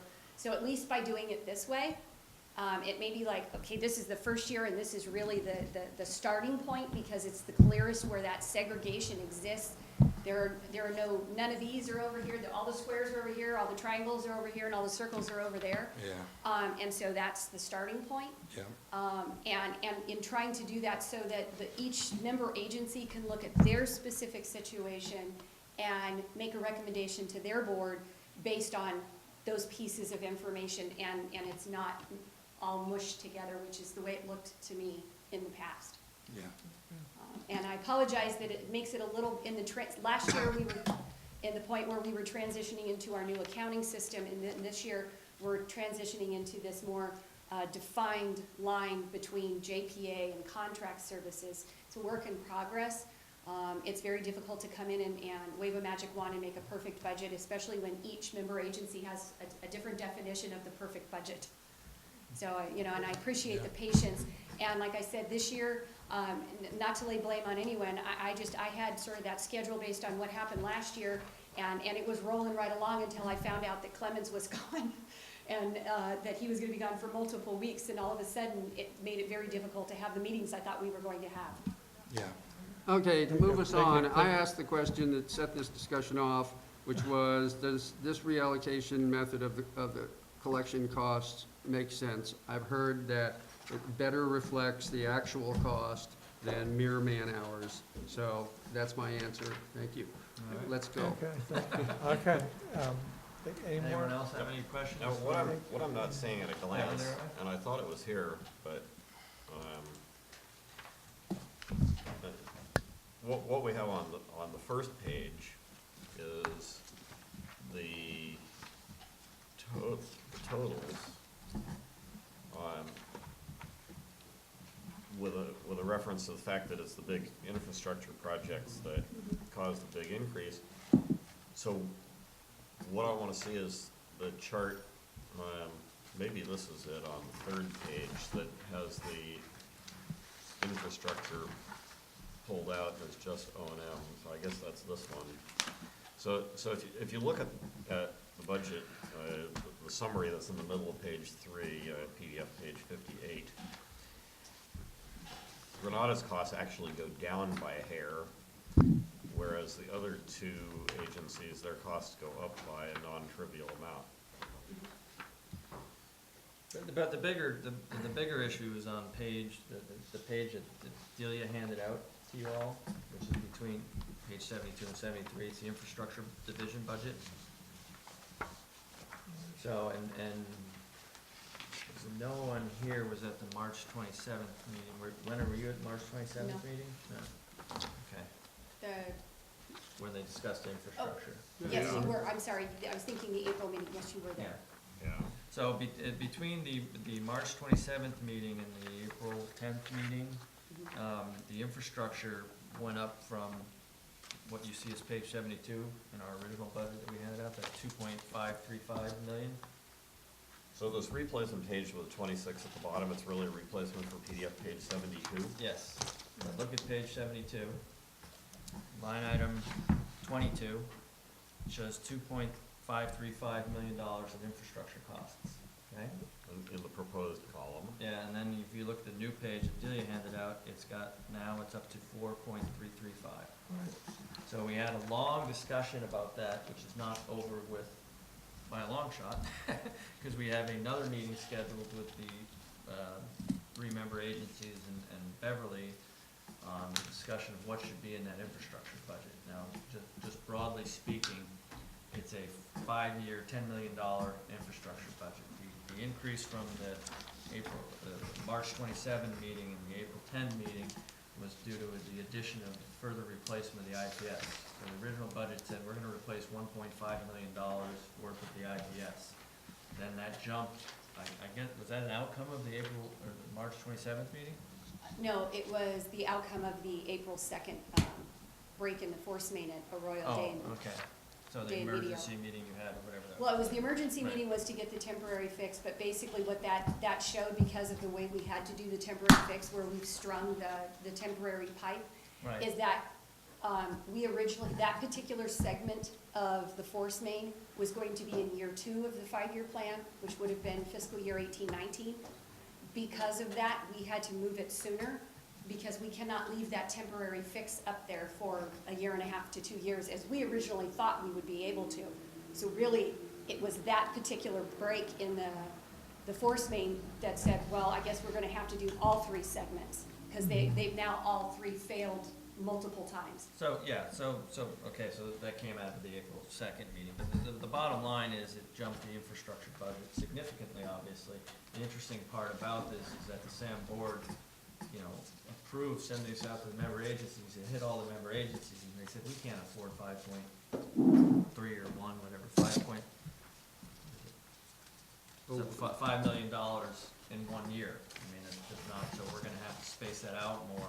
That's part of the discussion we're gonna have. We started that discussion today of what can we defer, how can we reprioritize what's on that infrastructure list, because as I told in our meeting today, you know, our priority number 1 is stop sewage from hitting the ground, and everything else is priority 2. And priority 1A is making sure we make treatment at the treatment plant, which isn't really an issue at this point in time, because they are, obviously.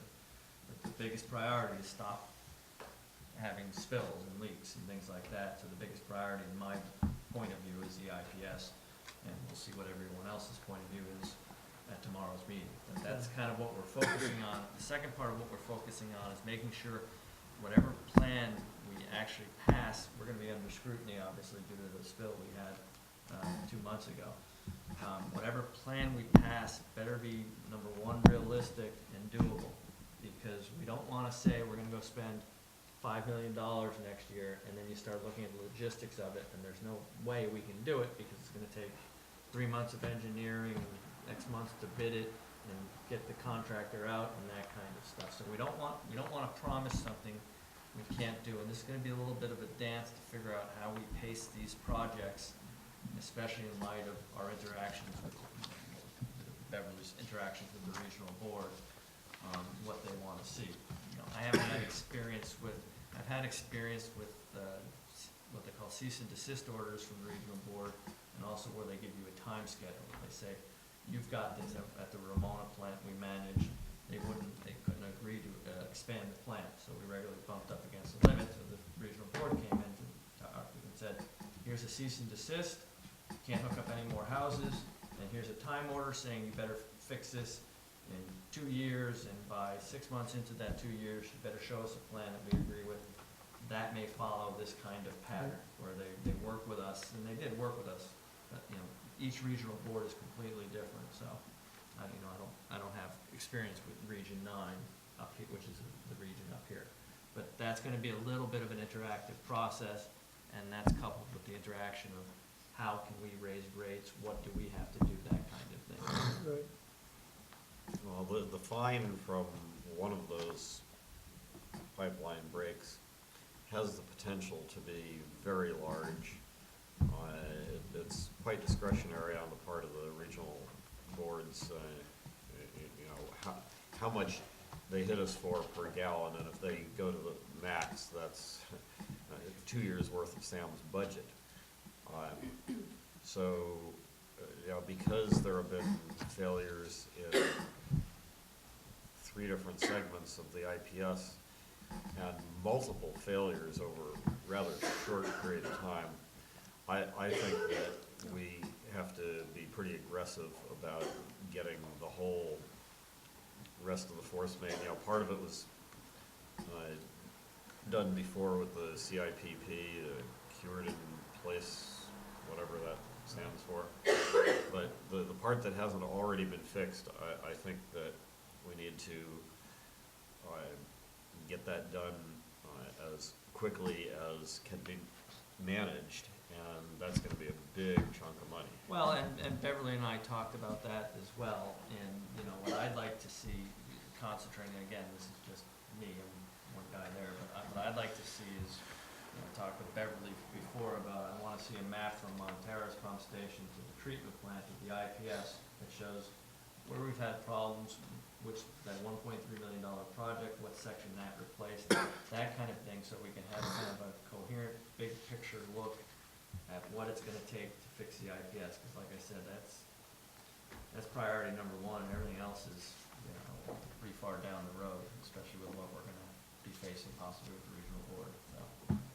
Montero used to have an engineer who put push pins in the map wherever there was a problem. And when Half Moon Bay, after neglecting their system for 10 or 20 years, finally decided they had to put a ton of money in it to fix it, they hired the same engineer that Montero was using, and he went down to Half Moon Bay and put push pins in a map. And I wonder if Sam has an equivalent capability. They can do it on their GIS system. Right, right. You I think don't we're past use push real pins. push pins anymore, but. But I would take push pins. I mean, it shows the same graphic thing, so.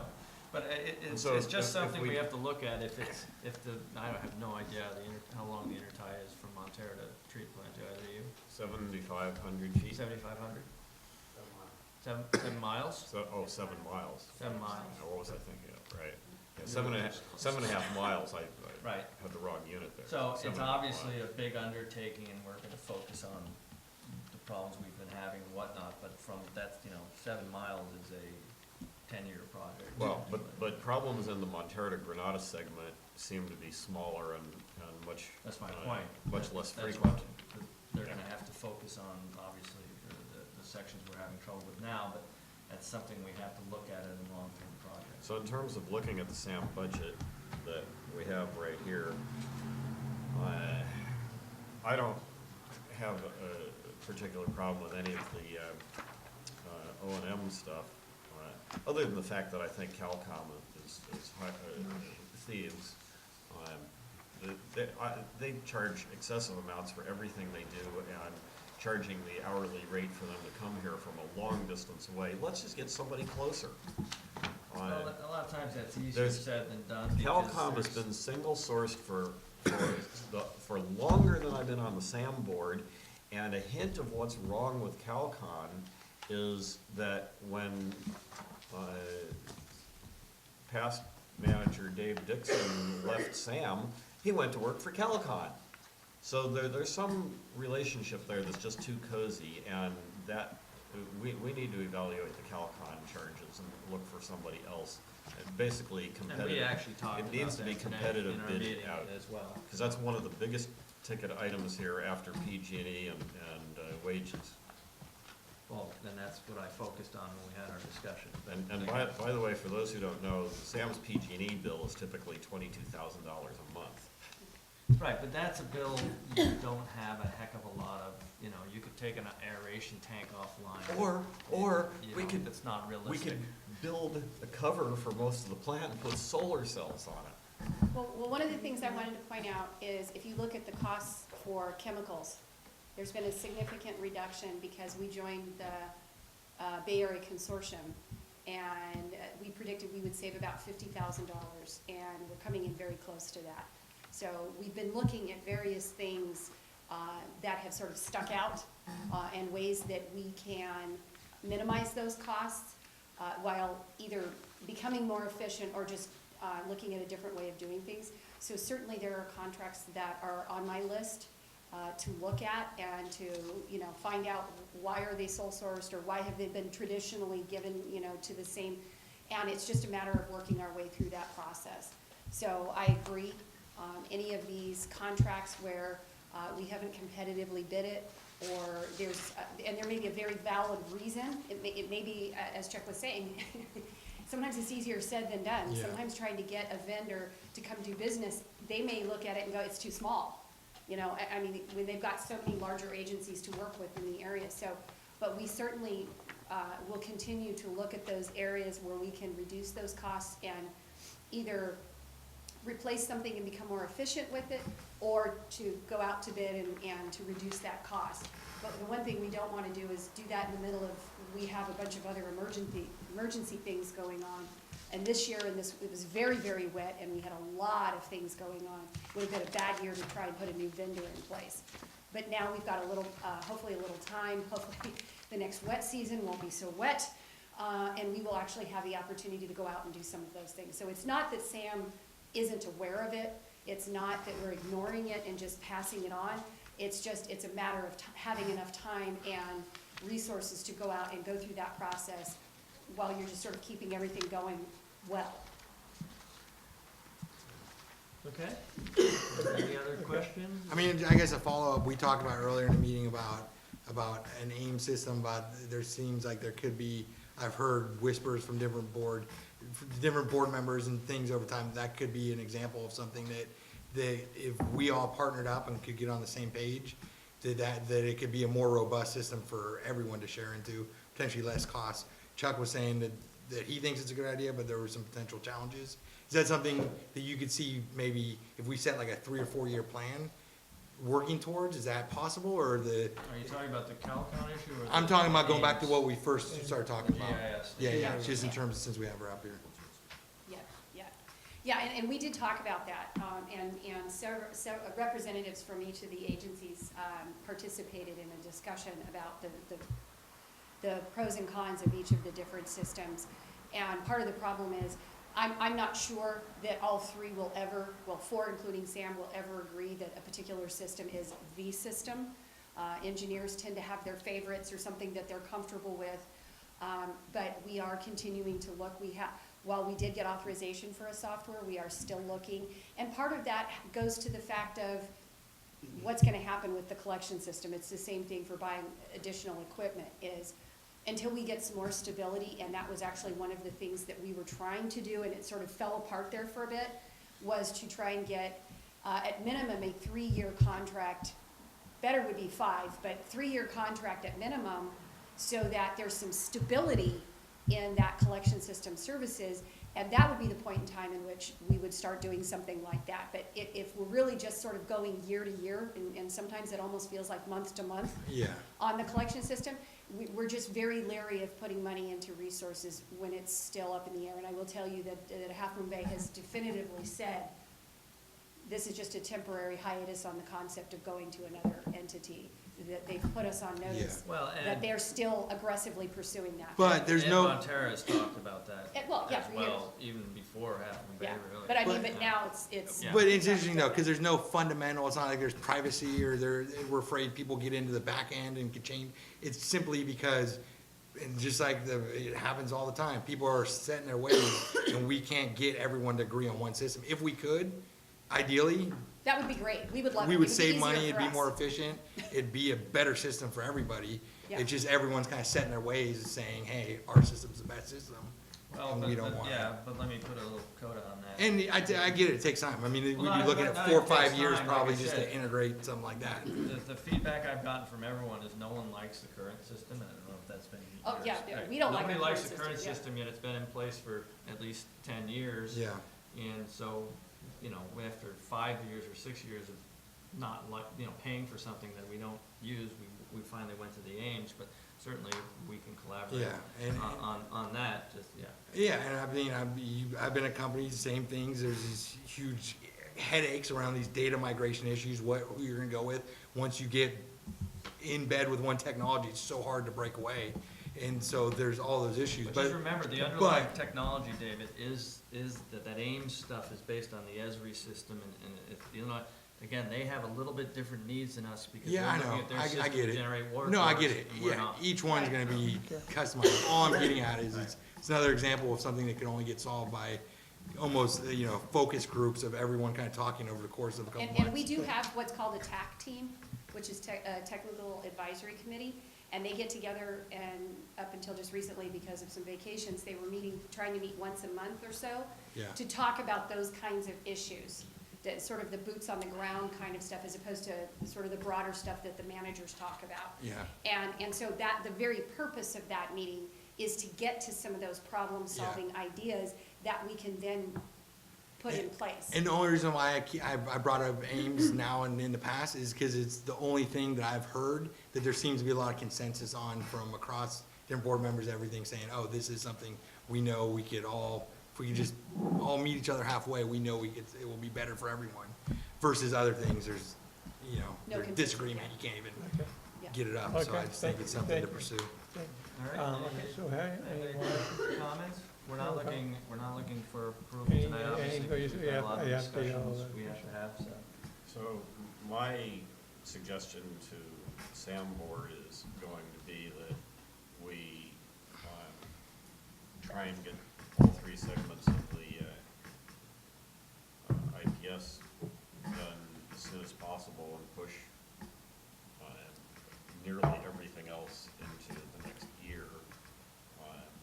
And it's my impression that most or possibly all of the SAM directors think that the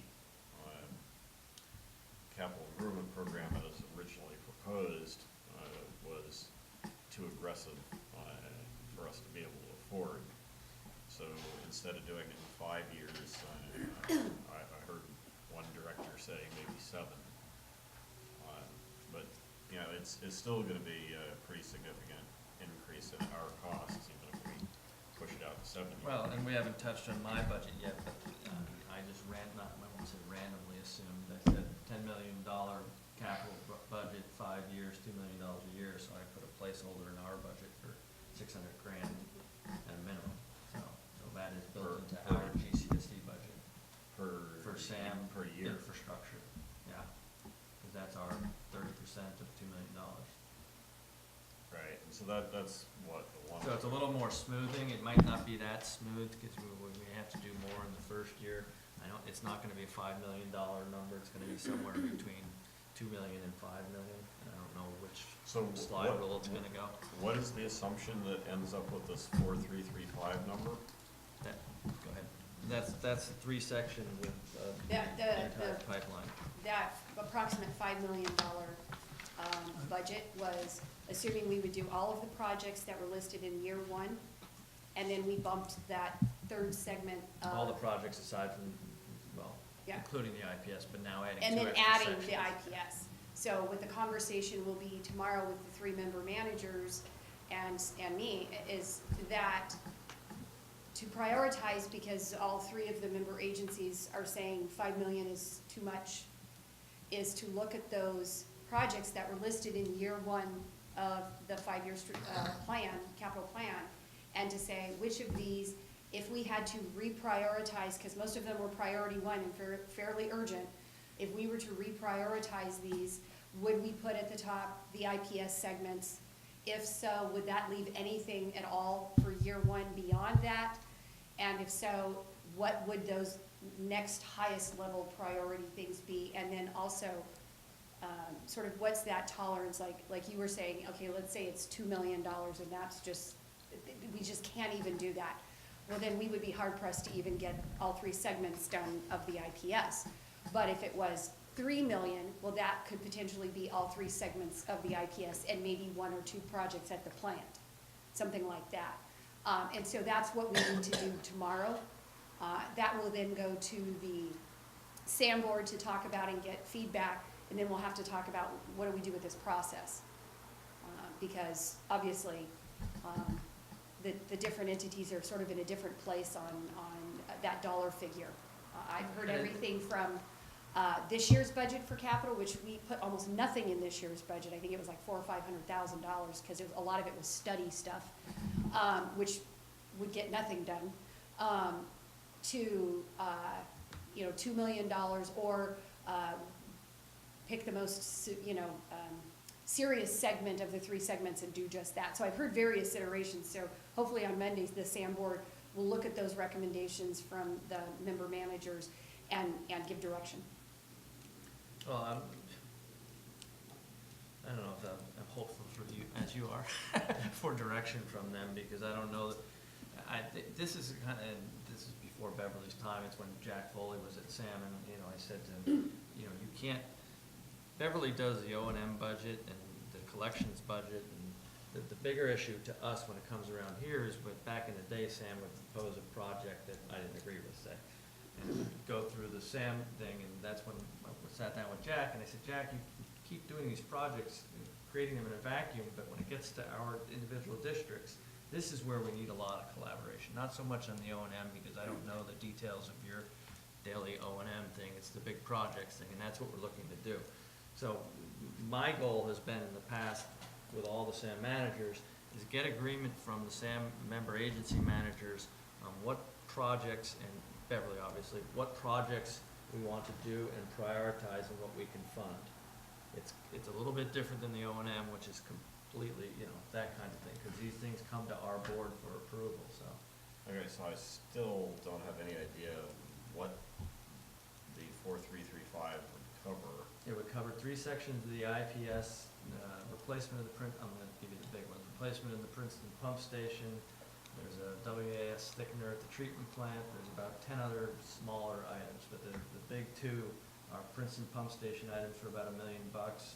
The IPS is About three. three and change, something like that, so that's the 4-1 there, and then there's a bunch of, you know, smaller projects. So that's kind of what we're gonna look at, is which of those other projects, because again, I'll say it again, intertie replacement is number 1. We gotta stop spilling. And we gotta show the regional board we're gonna stop spilling. Yeah, so, you know, as much as I don't like,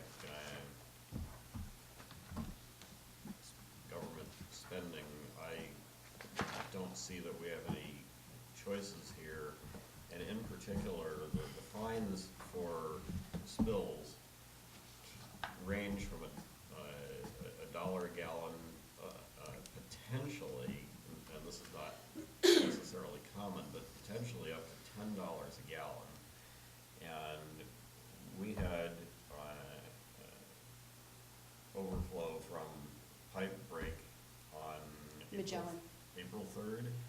No, the big one was, March 3rd, Or March 3rd. March 3rd. There have been so many in the last month or so that it's hard to keep them There's been 5. in my head. Okay, 5, I was gonna say 4. There've been 5 this year. And so that one, the revised estimate from SAM staff was 750,000 gallons, so if the regional board wanted to be really obnoxious about it, they have the legal authority to fine us $7.75 million. Now, it's not really likely, but they could legally. And so if we show that we've budgeted money, we're gonna do an aggressive program of replacing the whole thing that's springing leaks right and left, and it didn't even wait for the election. I think it's confused because we moved the election to given years, and the IPS thinks this is still an election year.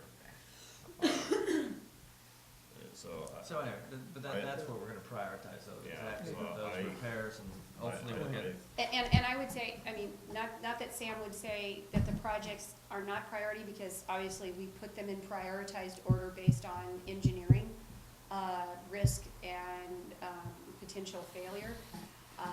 But I don't think anyone at SAM, including staff, would disagree that not only would it be a better way to approach and for public health and compliance and everything else, just on the staff time alone that it takes to respond to all of these. And for some reason, they always want to happen on a weekend or late in the day. So we're paying, you know, double time or whatever for the contractors. So staff would love it if we could focus on sort of day-to-day stuff and these not be the things that surprise us. So if that is the recommendation from this board, certainly I would be pleased to carry that story back as well. What I'm fearful of, some of the discussions that I've heard, some of the feedback that I've received is not even doing the 3 segments, and of course that troubles Sam because we're watching it. At a staff level or a board level? At a staff level, they haven't talked about the budgets yet at the other 2 agencies, but at a staff level that there's concern that even the 2.5 to 3 million that it potentially could take to replace those 3 segments could be too much. And how do you prioritize those 3 segments when all 3 of them have failed in the last 7 months, multiple times? Well, part of, a key part of my argument for why we need to do this as soon as possible is that if we have started the engineering, started the bidding allocated the money for it. The Regional Water Quality Board is gonna be a little more, amenable to saying, okay, we'll minimize the fine because you're aggressively spending the money to fix the problem so that it doesn't happen again. And if we don't do that, then the fine could very well be higher, and so we still end up spending the money to pay the fine. Well, instead of that's the spending the money. negotiation. We're Right. we're much better off spending the money on fixing the infrastructure than on a fine. And that's why I say it's all the fickleness of each regional board. Yes. Some of them will go up to you and say, we don't want you to waste your money on fines, take that 2 million we fine you and send it over there, and then there's some regional boards that, oh, by the way, I want your fine money and. Right, too and bad. I So- think this regional board, tends to the direction that I'm talking about, where if we are proactively addressing the problem, they tend to minimize the fines. That's been Well, and our certainly, experience. Sam would rather spend $1 to put new pipe in the ground than $1 to temporarily repair something we're gonna have to come in and tear out later to replace, because that's just wasted money. It's good because we've stopped the leak, but it's bad because it didn't really get us anywhere. It didn't get us farther Yeah, along the way. fines are the stupidest thing in the world. Yeah. They don't punish you, they don't punish me, they don't punish anyone, they punish the ratepayers. Yeah. And the ratepayers aren't the Yeah. ones who've So, done anything wrong. I forwarded your photo of the open trench to Director Clark, and his response was, why don't we replace that segment while the ditch is open? The one from just the other day? The one you sent out today, that photo.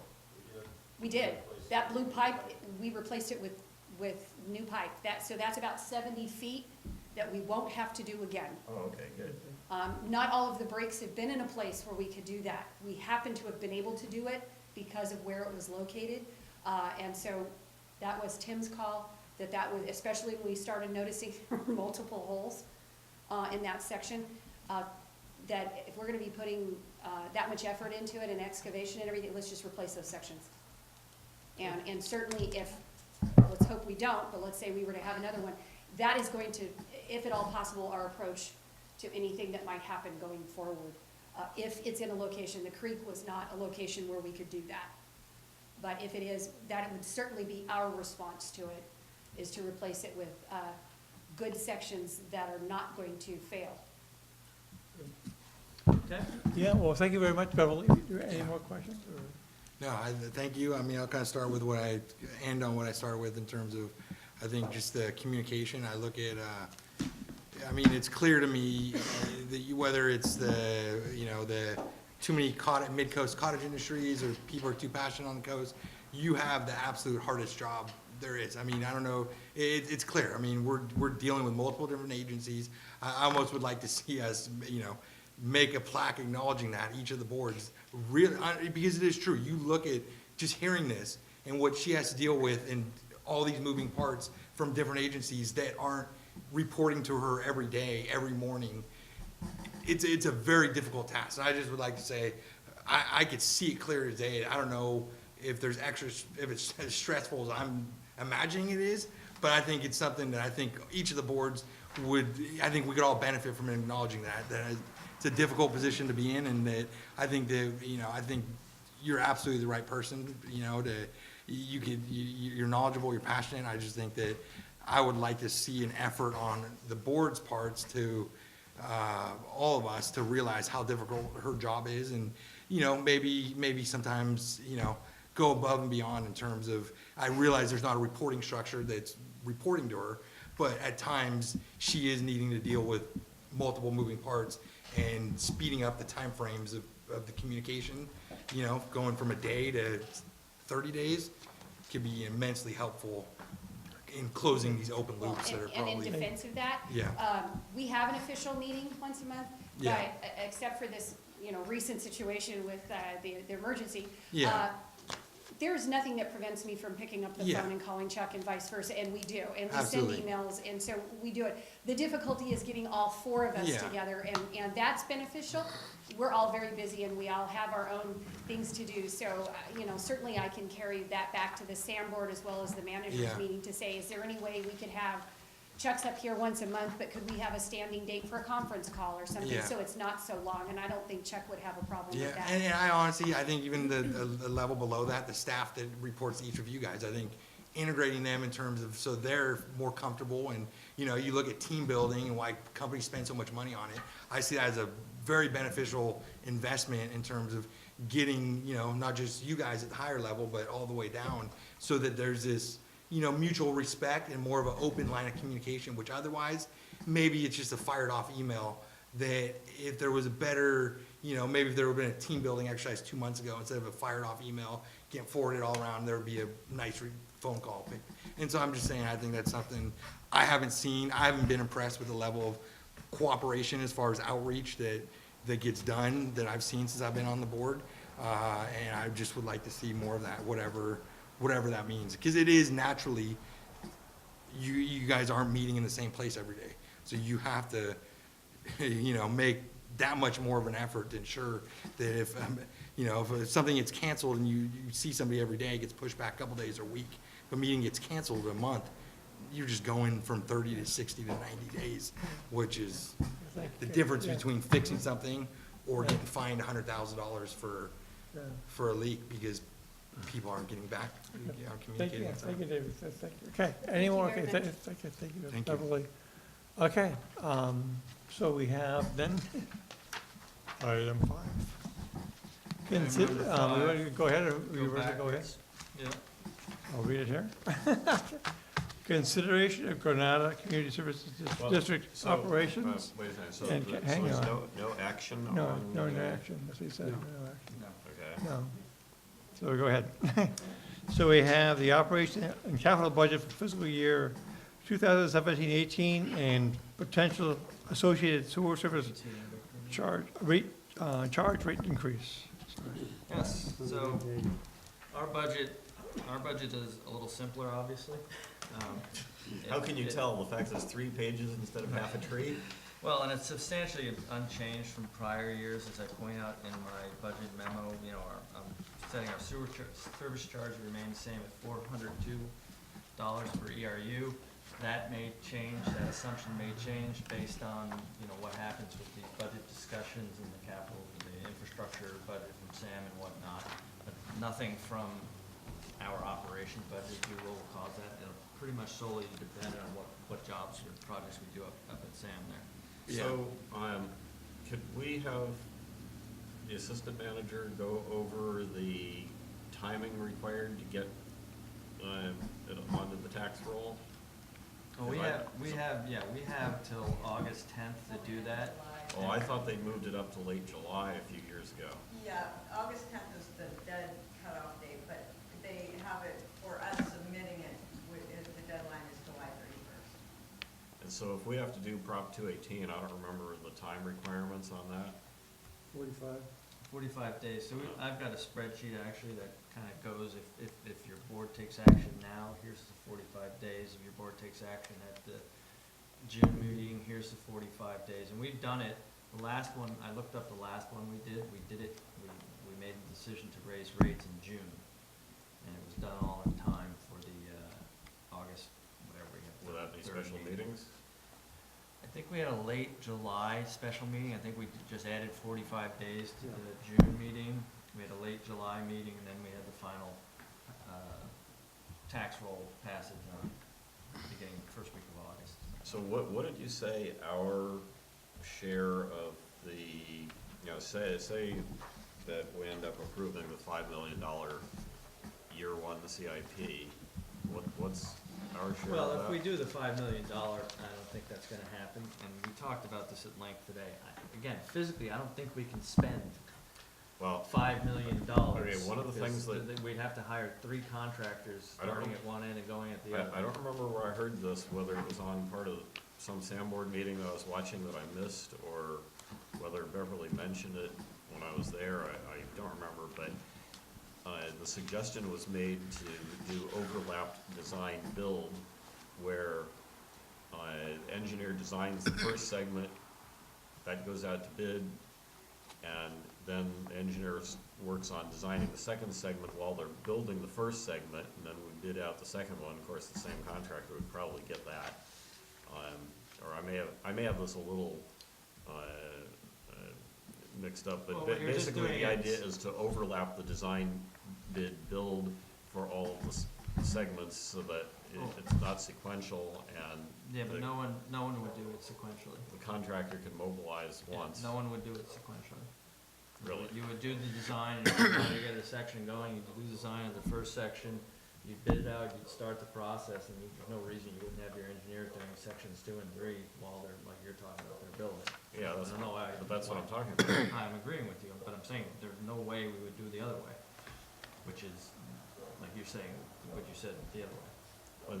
Well, the other The thing that designer might have would been keep done would be moving. design the whole thing, bid the whole thing. Right, but the designer would keep moving, so exactly what you said, yes. He designed section 1, the bid process would go over here in parallel to that, they'd be designing 2 and 3, yeah. Which means that I can see that we possibly could spend all of that money in this fiscal Yeah, year. yeah, you're looking at 5 or 6 months for a project this big, it's just not realistic, Leonard. The company would have to bill $5 million in 6 months. I don't, I have to talk to my CM guys to prove that, but Well, if it's a big enough company and they can work on different right. parts Well, in we've actually, parallel. I was joking about it, but we've actually done projects where we've let 2 contracts to 2 different companies to meet in the middle, for the old, transcontinental railroad, right? They eventually meet, because if you really wanna get it done faster, you can do that.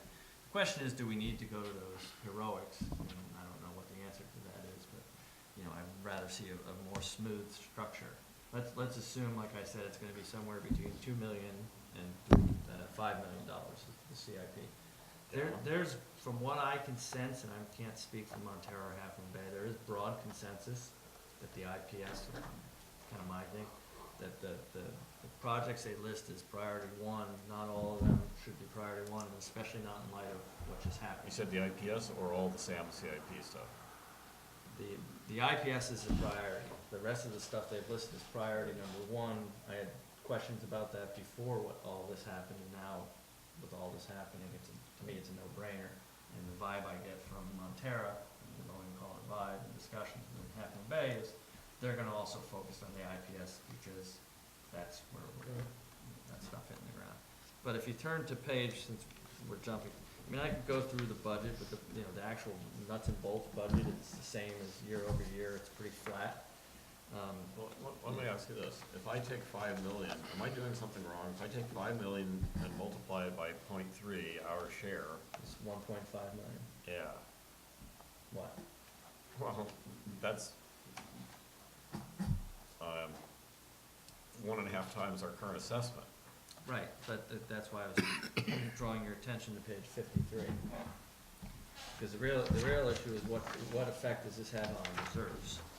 And if you'll remember, we got a big chunk of money a year and a half ago from when the assessment district paid us back those yearly payments they should have been making.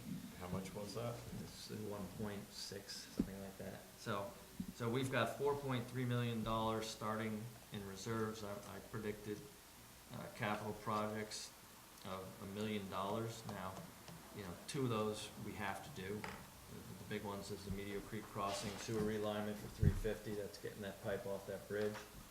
And then it's on page 52. By And the way, then, are you still gonna say the bridge is not gonna fail? hasn't yet. And what's that Until the big day it dent? does, What's I'm that? right. What's that big dent in the pipe? So I've been right for 10 years. What's that big dent in the You'll pipe? have one day. And by the way, Jim Porter, the county's director of public works, was standing at the podium at a board of supervisors meeting saying, now I can't remember the name of it, the big concrete side thing, wing wall? Yeah, doing well. Yeah, he says to the board of supervisors, wing wall fell off. Right. And he says, that's not an emergency, but it does have to be fixed. Well, it's funny, John Rayner and I had a See, discussion. if he doesn't fix it, the bridge will fall down with it. Right, well, and John Rayner and I had this discussion about the pipeline. The county's bridge is falling on our pipeline and crushing it at the end of the True. day, True. right? Yeah.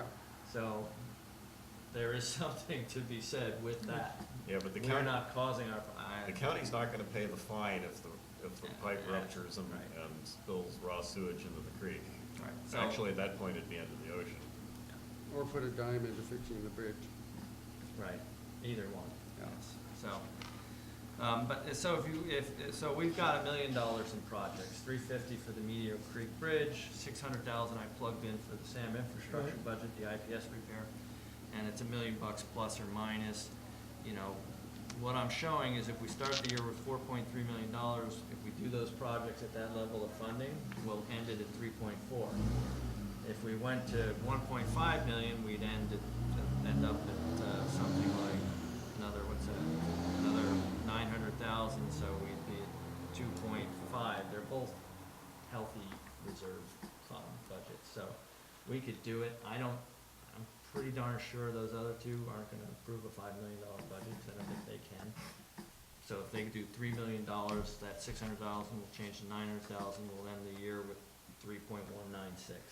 So we can more easily afford a project, you know, with our current sewer rate. No doubt we will have to increase it either this year or next year for the 5-year plan and the 10-year plan, but we're not under the gun quite as much as the others are, so. Right, but putting it off means a bigger increase, and the other thing is, we kinda get our constituents used to not having any rate increases, and having this rate increase pattern that goes, it ratchets up and then has this long flat spot and then ratchets up again, I think it generates more ill will than if it was much smaller increases every year. Right, but part of the problem here is Sam hasn't had a CIP program, and that's what's driving these rates. So when I did my last analysis of 5 years, I didn't have a SAM CIP program, so, you know, I couldn't charge $500 per ERU instead of 402, because I couldn't justify it in my 5-year look at it. Our reserves would be, you know, $5.5 million instead of, so until I have that thing. So I agree with you, Leonard, certainly incremental increases are better, but they're not, Sam hasn't given us the choice to do that, because they haven't had a program up till now, and even that hasn't been approved yet. So if you'll look on page 52, I do on item number 3 call for a sewer service charge rate and reserve study. And that's generally what people have to backstop the rates that we adopt. Well, So in the past, I've done it based on my 5-year budget, and I could do that again, because that really is your O&M, but it's nicer to have a document stamped by a registered engineer saying, well, we're gonna duplicate what I do, we're just making it a little nicer but package. remember that the intent is to change the allocation of property tax so that none of it's going to subsidizing the sewer service charge. And I've done that to some extent by allocating $400,000 to parks from the property tax revenue and $200,000 to the sewer service charge. Again, that property tax revenue, you know, kind of sits on the side. We certainly have more need for it in the next year or two than we would here, so your board, I don't know of any projects that are coming up on the park side that if we had to take more of the property tax this year. We're in a healthy enough financial situation that by either reducing our reserves or taking more money from property tax, we can pretty much fund whatever comes to us. It's gonna be what the other guys can fund, is really gonna be the issue. So, those are kind of the 3 big projects. Like I said, all of our other expenses are pretty much the same year end over year. If I look at my sewer total operating expenditures, last year I was at $1.9 million. This year I'm at 1.8 because we got rid of that $96,000 a year loan we had taken out. So The junk bond, yeah, it's actually a loan. Dennis Coleman liked to call it junk bond. You know, it's paid off, you can call it that. Oh, whatever you want. I call it paid off, right? Yeah. And then I've listed our non-operating revenues there. And if you look again to the page 53, the bottom line is if we do all this stuff that I'm predicting, we're at 349. So we've got wiggle room of at least $500,000 for any additional projects that Sam may come push down our way. So are there any questions concerning any of this? The parks budget, I show property tax allocation $400,000. We spent 188 on the Pink Burn Strip property. How much, it's not gonna be in here, what's our current parks reserve fund amount? I do show it. Beginning balance on page 54 is 193,000, bottom lower right. And if we do all we say we're gonna do, it'll be 333 at the end of the year. What's the 130,000 property purchase? I thought you just said 188. When I put this budget together, we had thought that parcel was coming up for sale on the Burnham Strip, which you have since told me is not on the Burnham Strip. Dilly Yeah. told me as well, so, but the map, there Well, was as a soon as I- property that came up for purchase, and the map showed it on the Burnham Strip. Turns out the map was just wrong, so, You mean a real estate agent's map? right, Ah, okay. yeah, Well, as soon as I heard the price, I said, I know which property that is. right, so, I had that place marker in. Okay, So I don't know if you, it's in front of Clipper Ridge. Oh, So, the 130,000 you're showing here is could be zero, currently expected to be zero. could be zero. We've talked about that volleyball court and whatnot, that could be a project that the board decides to fund further. Pump track may come through, on the sewer side, I can make intelligent observation. And also other Meteor Burnham's, Creek Bridge. but other Burnham Strip properties could pop up for sale. Right, and they may, but I can't, that's crystal ball stuff, Let me mention that I went to the county parks meeting at the school the other day, and on Tuesday, and one of the items under consideration, and all the people there went around and essentially voted on what they would support, and there's real talk about a pump track at Torrey Park. So, We're aware that they will probably include that in their master plan, but it's probably about 5 or 6 years out.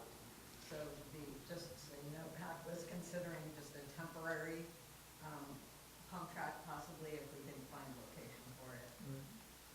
So, one of the things that would make me happier with the parks budget as presented is if we could get moving on telling the county that they can't collect mitigation fee money anymore within our boundary, they have to turn it over to us. Because they don't have local parks authority anymore within our boundary, right? can I respond to that? Are you asking me to respond, or did you? I'm asking, do you have any response? I can make something up. Well, that means- Need more from you. We've started looking at that, but we don't have a final decision on that. I would, timing-wise, I'd rather get the medians agreement done first before we start Okay. opening up down that. Unfortunately, that makes sense to me. All right, good. Why I asked him to speak. And the other topic of the Tuesday meeting was the Marauder Surf East and West, which is in the district and is county parks, and they're proceeding to master plan that. Yeah, I'm sure they're gonna do something 10 times as intensive as is appropriate. And the, not if they follow the opinions expressed at that meeting, but, Oh, so people want it left largely open? yeah, one of the proposals was to pave a road from Highway 1 directly to Quarry Park. There was no vote, no one voted yes for that. Well, how did it get on the list? Their consultants thought maybe that, Anyway, yeah, we can move it, yeah. Consultant who obviously doesn't. Well, whatever, anyway, we can move ahead. Okay, so, yeah, thank you. So we have any more, we don't have to make any action? So- No action, this is your Right, first look thank at you, it. Just thank gonna you. take input if Appreciate anyone that. had You anything. want to think about the, what do you want to do? Do you want them to decide at this meeting, or you want to wait till June? Yeah, whether to raise the okay. rates? I wanna wait till June because we June. don't know Yeah, what's okay. gonna happen with Sam yet. Okay. so. And by the way, let me mention for the board and our public,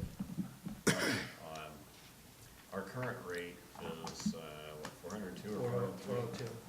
$402 a year per house. San Carlos, just approved a rate increase that at the end of 5 years ends up being about $1,200 per house, 3 times our current one. San Mateo, I think, is looking at something similar. One of the cities to the north that starts with a B. Burlingame. Burlingame is looking at something like $1,800 a house. Well, when I looked at it several years back, they were all averaging somewhere between 800 and 1,400, because, you know, and again, it's apples to oranges a little bit. You get these bigger estate lots, take more sewer. Right, but pipe San to Carlos it. isn't a state lot. Right. Yeah. But, So Beverly showed at the SAM board, and then she did this presentation at Half Moon Bay City Council. I caught part of it on video on Tuesday night. And she showed this chart of all the rates across. She's trying to show that SAM's costs are low, but she's actually looking at it wrong. She needs to not show the SAM costs and show the member agency costs, because our administrative stuff still costs money. But in any case, she said that her chart shows that the SAM costs are the lowest on the peninsula. And if you ignore that, because I think that's a bogus data point, Granada's are the lowest on the peninsula. Half Moon Bays are exactly in the midpoint, and Montera's are way the heck up there in that position number 8.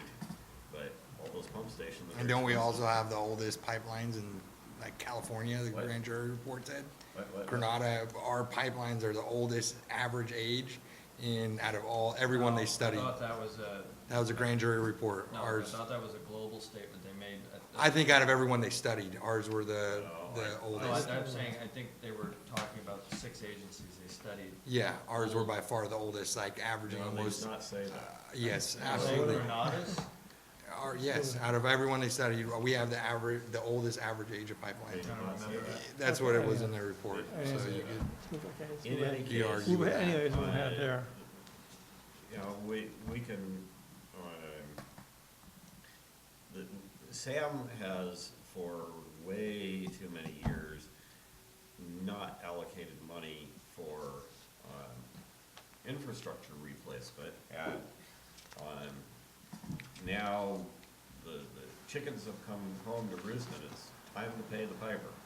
Well, the strange issue about that, Leonard, is they've averaged $500,000 to $600,000 a year in equipment repair costs historically. And when I benchmark that against other agencies, it seems really high. You'd think the place would look cherry up and down, because the total pump station wouldn't look like it does, so I can't figure out that anomaly. Certainly the money has been spent. I don't know where it's going. It took a change in SAM managers to get the front door painted at the Portola pump station. Dixon wouldn't do it. But that's, you know, Okay. it's neither here nor there. Thank you. Okay, Well, thank you, Chuck. Let's move Maybe ahead. they didn't like the paint. Right. It's getting late here, so let's Okay. move ahead.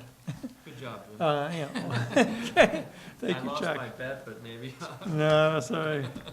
Anyway, so we have item 7 here. We have consideration report by District Sewer Authority Mid-Coast Side Representatives. Leonard, do you want to run this? Yeah, I can see that. I don't like No. doing meeting reports. Where are we here? No, no. Item 7. Make it short. Well, keep in mind that I missed the last 2 SAM board No, but, meetings because I but was, they are part of, but they are part of the minutes. 8,900 and change miles from here. But you weren't part of it, no, but you were both these. were. Okay, so April 24th, that one I missed. April 4th, all right. Well, I can tell you the 2 main things that the SAM Anyway, meetings have sure. discussed, obviously, Sure. have been the budget Right. and the spill. And that's Right, kind for of sure. driven the broad agenda Right, for of sure, SAM right. meetings for the past Right. 2 or 3, certainly. All right, so on April 4th, we had a special board meeting at 4:30 in the afternoon for the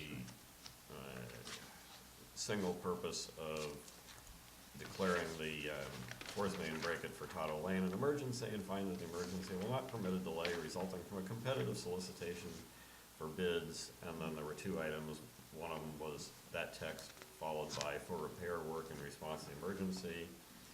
And the other one is basically to authorize the general manager to contract with Adrini Brothers, Inc. for emergency repairs of the force main at Furtado Lane in an amount not to exceed $100,000. And that was a Sam board issue because it exceeded the general manager's spending authority. And also, I missed this on the next page of those minutes, also to contract on the same basis, the emergency to contract with A1 Septic Tank Services. And I think what they were doing was pumping it out of the hole in the ground where the leak was, driving it down to the junction structure where the force main dumps into the gravity sewer and dumping it in there. And the leak was slow enough that they could do that with one truck. Fill up the truck, drive down, dump it, and drive back and fill up the truck again. The big league? I'm unclear on which leak that was. Could have been a big one. Well, Furtado. Gross leak. Okay, it was Furtado. Overestimated. Which leak was Furtado? I don't remember. I think it is Arroyo de Villas on the street here. Yeah. Yeah, I think that was the big one. That's the creek. Well, that's the creek, right. Okay, so April 10th, had two alternate directors at that meeting, Look at my sip again. and, And at that meeting, I think they sent the budget out for, agency, or our individual agency review. well, the first item of old business was approve the 5-year infrastructure plan, and so there was pushback, in terms of, the aggressiveness of it, but, we did approve the 5-year infrastructure plan. Improve sending it around to the member agencies. So that might mean that the wording of the minutes is bad. I noticed that. Been harping on that for 12 years. Okay, well, Because it's not approval by Sam, they have to wait till we approve yeah, it. I don't know about Beverly, but more than one past Sam manager used to fudge the minutes to reflect what he wanted to have happened rather than what actually happened. Well, I think that's an oversight, quite honestly. And so we also looked at the recycled water project, and that's moving along. It looks like I'm probably gonna end up having to take Rick's place on the SAM Recycled Water Committee, because I understand that Jim has said he can't do it. Well, but you're just a wealth of knowledge with this one. You're a wealth of knowledge. But I've carefully avoided being on the Recycled Water Committee due to the dynamics. Although I watched the video of the last meeting, and it seemed to be much more collegial than It's fine. it has been, so maybe I'm What was okay with it. You can say it's fine. There's actually That was a loaded question. there's detectable forward motion. So they're getting along better because there's detectable forward motion. I guess, maybe so. So we got the, it says received draft, what? I don't even know what that's supposed to say. It says received draft basis of design report for recycled water project. Does anybody read the minutes besides me? I do. And so, yeah, obviously we, I sort of assumed they must make sense, I wasn't there. yeah. So with, Anyway. the interesting thing on the, approving the SAM budget for distribution to the member agencies was Beverly presented a single budget and tried to get the SAM board to approve that. And, I think, Kowalczyk, as an alternate, said, no, he wanted it as 3 separate budgets. And none of these things got 5 votes, and what ended up getting 5 votes was to send it out as 2 budgets. One was O&M and CIP, and the other was collection system budget. And so that's what we actually saw on our agenda here tonight, was sending it as 2 budgets. So, That's the best way to do Yeah. it. Well, I kind of leaned hard on, that's what the JPA says, so that's what we have to do. I imagine So I think that's probably Okay. all Okay. I have to say. That's fine. It's Thank been you. long enough that I'm not sure I remember very well, so That's fine. I'm Okay, relying on the minutes here. that's fine. So Jim, Thank can you you. report on the two meetings, or Jim and No, we Matthew? haven't about that, the minutes.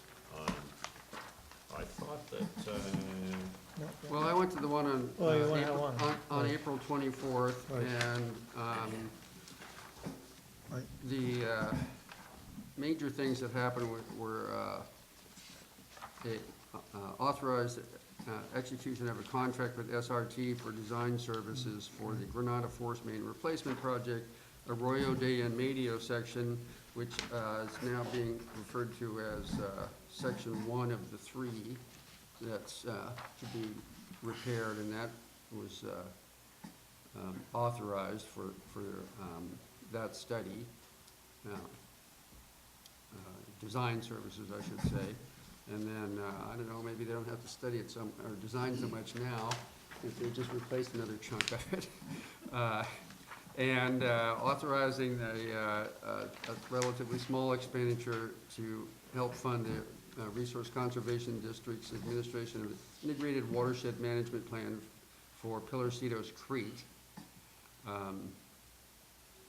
And then, that's been going on for so long, I thought it died, so it's still active.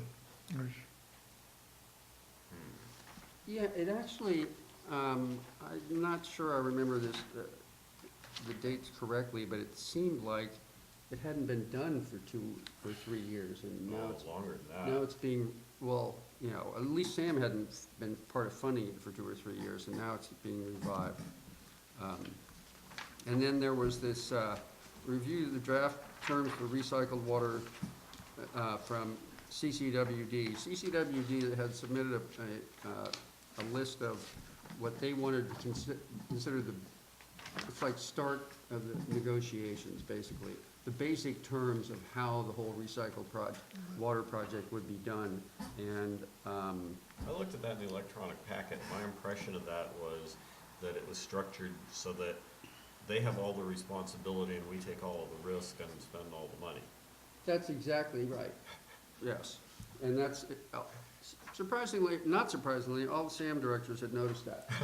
And- Good. Yes, and, but it didn't really go anywhere, although it was clear, well, for 2 reasons. One, the council said that he would have more extensive comments on it, and Director Boyd suggested that, rather than try to rewrite the thing in the meeting, which would obviously be impossible with a 9 o'clock deadline, and there was no reason for it to reinvent the wheel, because there were, he knew already there were other recycled water programs in operation in California. I mean, like 1 or 2 of the contracts that I got from Chuck, where we could take, literally one of those, we could take it, cross off all of the Southern California agency names and write in the coastside agency names, and we'd be done. Again, that's very close to something that Scott Boyd said, yeah. That's And probably because I told him that. that was, actually, that was as far as we got. Then we adjourned, 8/8/16.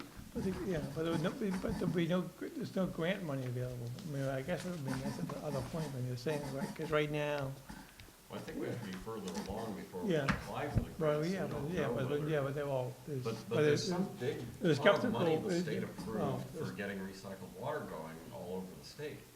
Well, it was there's affirmed skeptical that, ones that we can tap into it. Sam, staff, and SRT would be continuing their quest for grant and loan Right. money. And then there aren't any minutes from the, Right. from the last meeting, so you could have that Yeah, one. well, we So can, the we'll agenda is discuss the next- next, the next meeting. So the Once we agenda's have not here, minutes, is I'm it? not sure. You, Next meeting. you didn't put in the agenda for the early May SAM meeting? That was the early May, Yeah. It's not here. oh, no, that was the 24th, right? May 8th.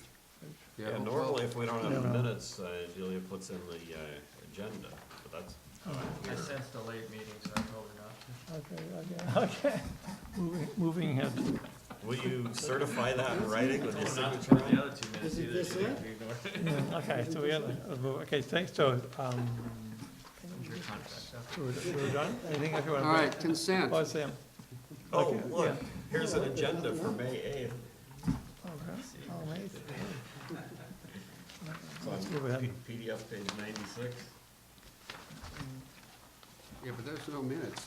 Yeah, these people- Yeah, but it can still let Jim report on what happened at the meeting. Were you at that one? Yes. So both of you can report on that one. Oh, there it is. Well, we almost set a record Yeah, we did again for sure. for how short the meeting was.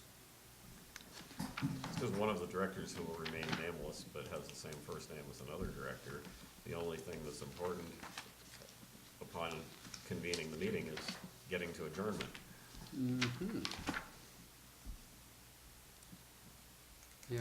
And they move over to Sam. The main- Yeah. Okay, anything you guys want to report on for the May 8th? Well, one thing I did find interesting is that there's going to Financing. be oh no, I can't even say, that was enclosed, never mind. No, We yeah. can't talk Okay, about so it. you'll have to tell me later.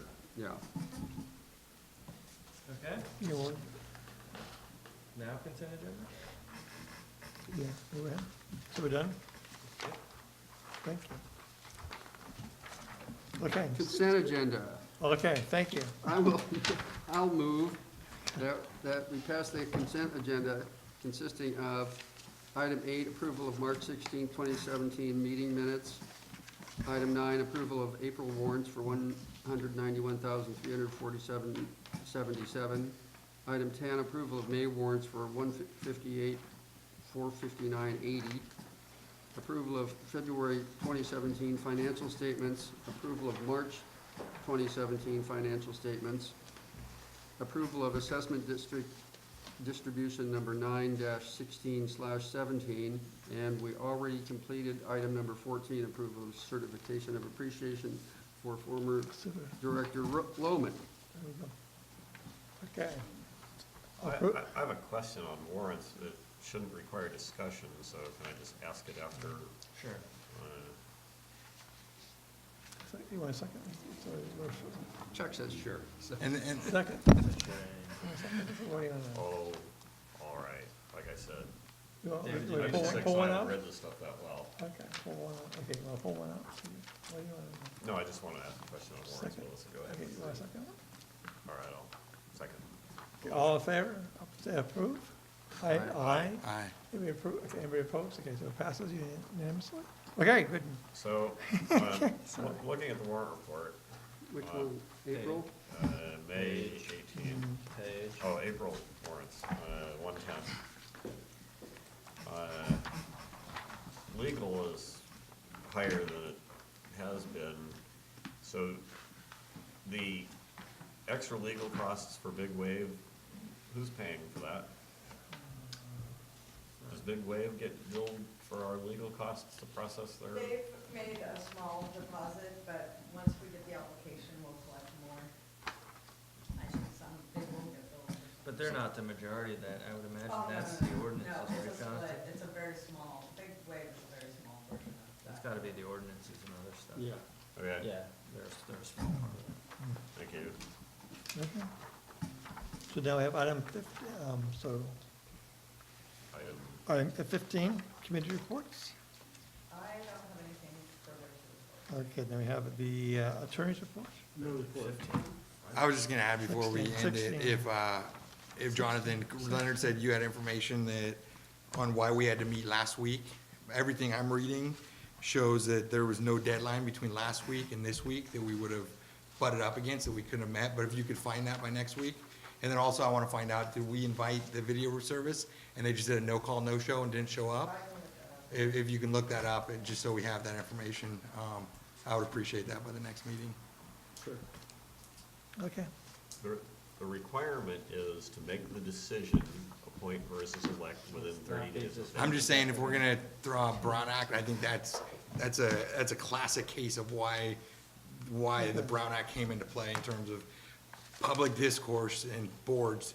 you should not be doing things. Well, I can absolutely Behind tell you closed that doors. there's nothing intentional about. Okay, and that's why I'm asking Okay, these and I questions. really- That's why I'm asking it. It seemed a little bit suspicious the way it played out, but I would like, Well, but yeah, if there was a deadline that Jonathan could point to, then Yeah, but absolutely. let's not cast aspersions. No, I'm on saying staff. if there is a deadline, then yeah, absolutely, we need to meet that day. We couldn't have But like put it Dave off just till said, then. let's not there was rep- nothing Okay. suspicious about it. And let's not repeat false statements. The doors were not locked. The public was notified for their meeting. They could have been here. I'm not saying that it was, I'm talking about. Yes, you said it I'm, at least 3 no, times. no, I'm talking about if our job is to be as disclose as much as we can and do nothing behind closed doors, to me, that's a case of something that should definitely be in the public realm in terms Was of it on done behind camera. closed doors? It was not done on camera purposely. I wanna find out, if we invited them and they didn't show up, Understand. I'm wrong. We- I We was- just told you it wasn't done purposely. I know, that's what I'm saying. If they didn't show up and, And if, whether it's that or Delia didn't call them or whatever, it was you not know, done purposely. I don't know. So, Let's go back, okay. Well, it's interesting, well, and then there's no discussion, Matt walks in and we're ready to vote like that, doesn't even wanna talk, so obviously, was there some discussion that took place before that? Or how could we come to, how could people be ready to, how could people be ready to make a decision and not even discuss among the We members? talked about, we understand your point. I'm just saying, I'm just saying, I mean, It's You made getting your late, I point. wanna go home. We the responded. first time I hear about things is when I'm here in this board understand. on camera. I just feel like sometimes So people we have have, the GM, general manager report. I've got nothing further. You can talk about it. Anything to say Yeah. on the engineer's Well, report, or I'm you gonna gonna go wait to for him to the say staff engineer's report, report? yeah. Okay. Administrator's staff report. So we've been looking at various options for the Meteor Creek Bridge. Wait, he said administrative. Well, I staff. have that one, have I, sorry, nothing. Our administrator's gone. Okay, so, yes, skip ahead. Um, Okay. So on the engineer's Sure, report, yes. we've been looking at various options. That pipe, the biggest concern, it used to be the bend in the pipe, now it's that concrete piece that's laying on the pipe that caused the bend, is slowly moving. There is no good solution to this thing. I've looked at this 6 ways to Sunday. Can the concrete piece be removed? Well, we've looked at that. Andrini gave us a bid of something like $85,000. What? I know, What? that's what I said. And he's not guaranteeing anything because we don't know if there's rebar in the concrete or if there's not rebar in the concrete, if there's rebar in the concrete. Can't you just get a crane, lift it up and drop it It all down? sounds easy, doesn't it? But $85,000 later, the crane's got issues because the longer the boom on the crane, you know, you can't get up close to that thing because I'd be worried about shaking and whatnot. So you gotta keep going back, which makes the crane heavier and gets heavy. So we're looking at doing a temporary highline bypass from Right. manhole to manhole. So we're gonna put a pump in the south manhole, run a pipe up along the new bridge there, and pump it into the north manhole. And that will be our fix, whether we turn it on immediately. The biggest delay in that is getting power to the manhole. So so we've asked Dylan and John Rayner to fast track that, getting power to that manhole. How do you get power to a man? You just do a power drop and put the power in the manhole, it's like getting power to a pump station. Bring it off the nearest pole. Right. Yeah. Does that mean there's gonna be like a wire running above ground toward the manhole? I leave that to the engineer, it won't be above ground, obviously. Cause there's an apartment building, 100 feet from there, Right, Yeah. gotta be power nearby. well, there's power nearby. Now, have you noticed that there's dry pipes on the pedestrian bridge? I wonder if any of those could be borrowed from the county and are big enough. Well, the piping is not the issue, it's the power and the pump. So, What would that pipe, the bypass pipe be? made up? Yeah. I have no idea. Let's hope What it- kind of permits do we need from the county to put it on their new, relatively new pedestrian Well, that's where bridge? this whole discussion of your bridge is falling down on my pipe, and we've got a public health emergency, so unless you wanna be named when the pipe breaks off the bridge, and then they interview me and I say, yes, the county bridge crushed our pipe, and they wouldn't let us put a new pipe on the bridge temporarily. It's part of the discussion. Third question, how long would you think that temporary would be temporary? Well, we have two options, put it into place and only utilize it if the pipe indeed does break, or just put it into place and utilize it right away. The temporariness of it would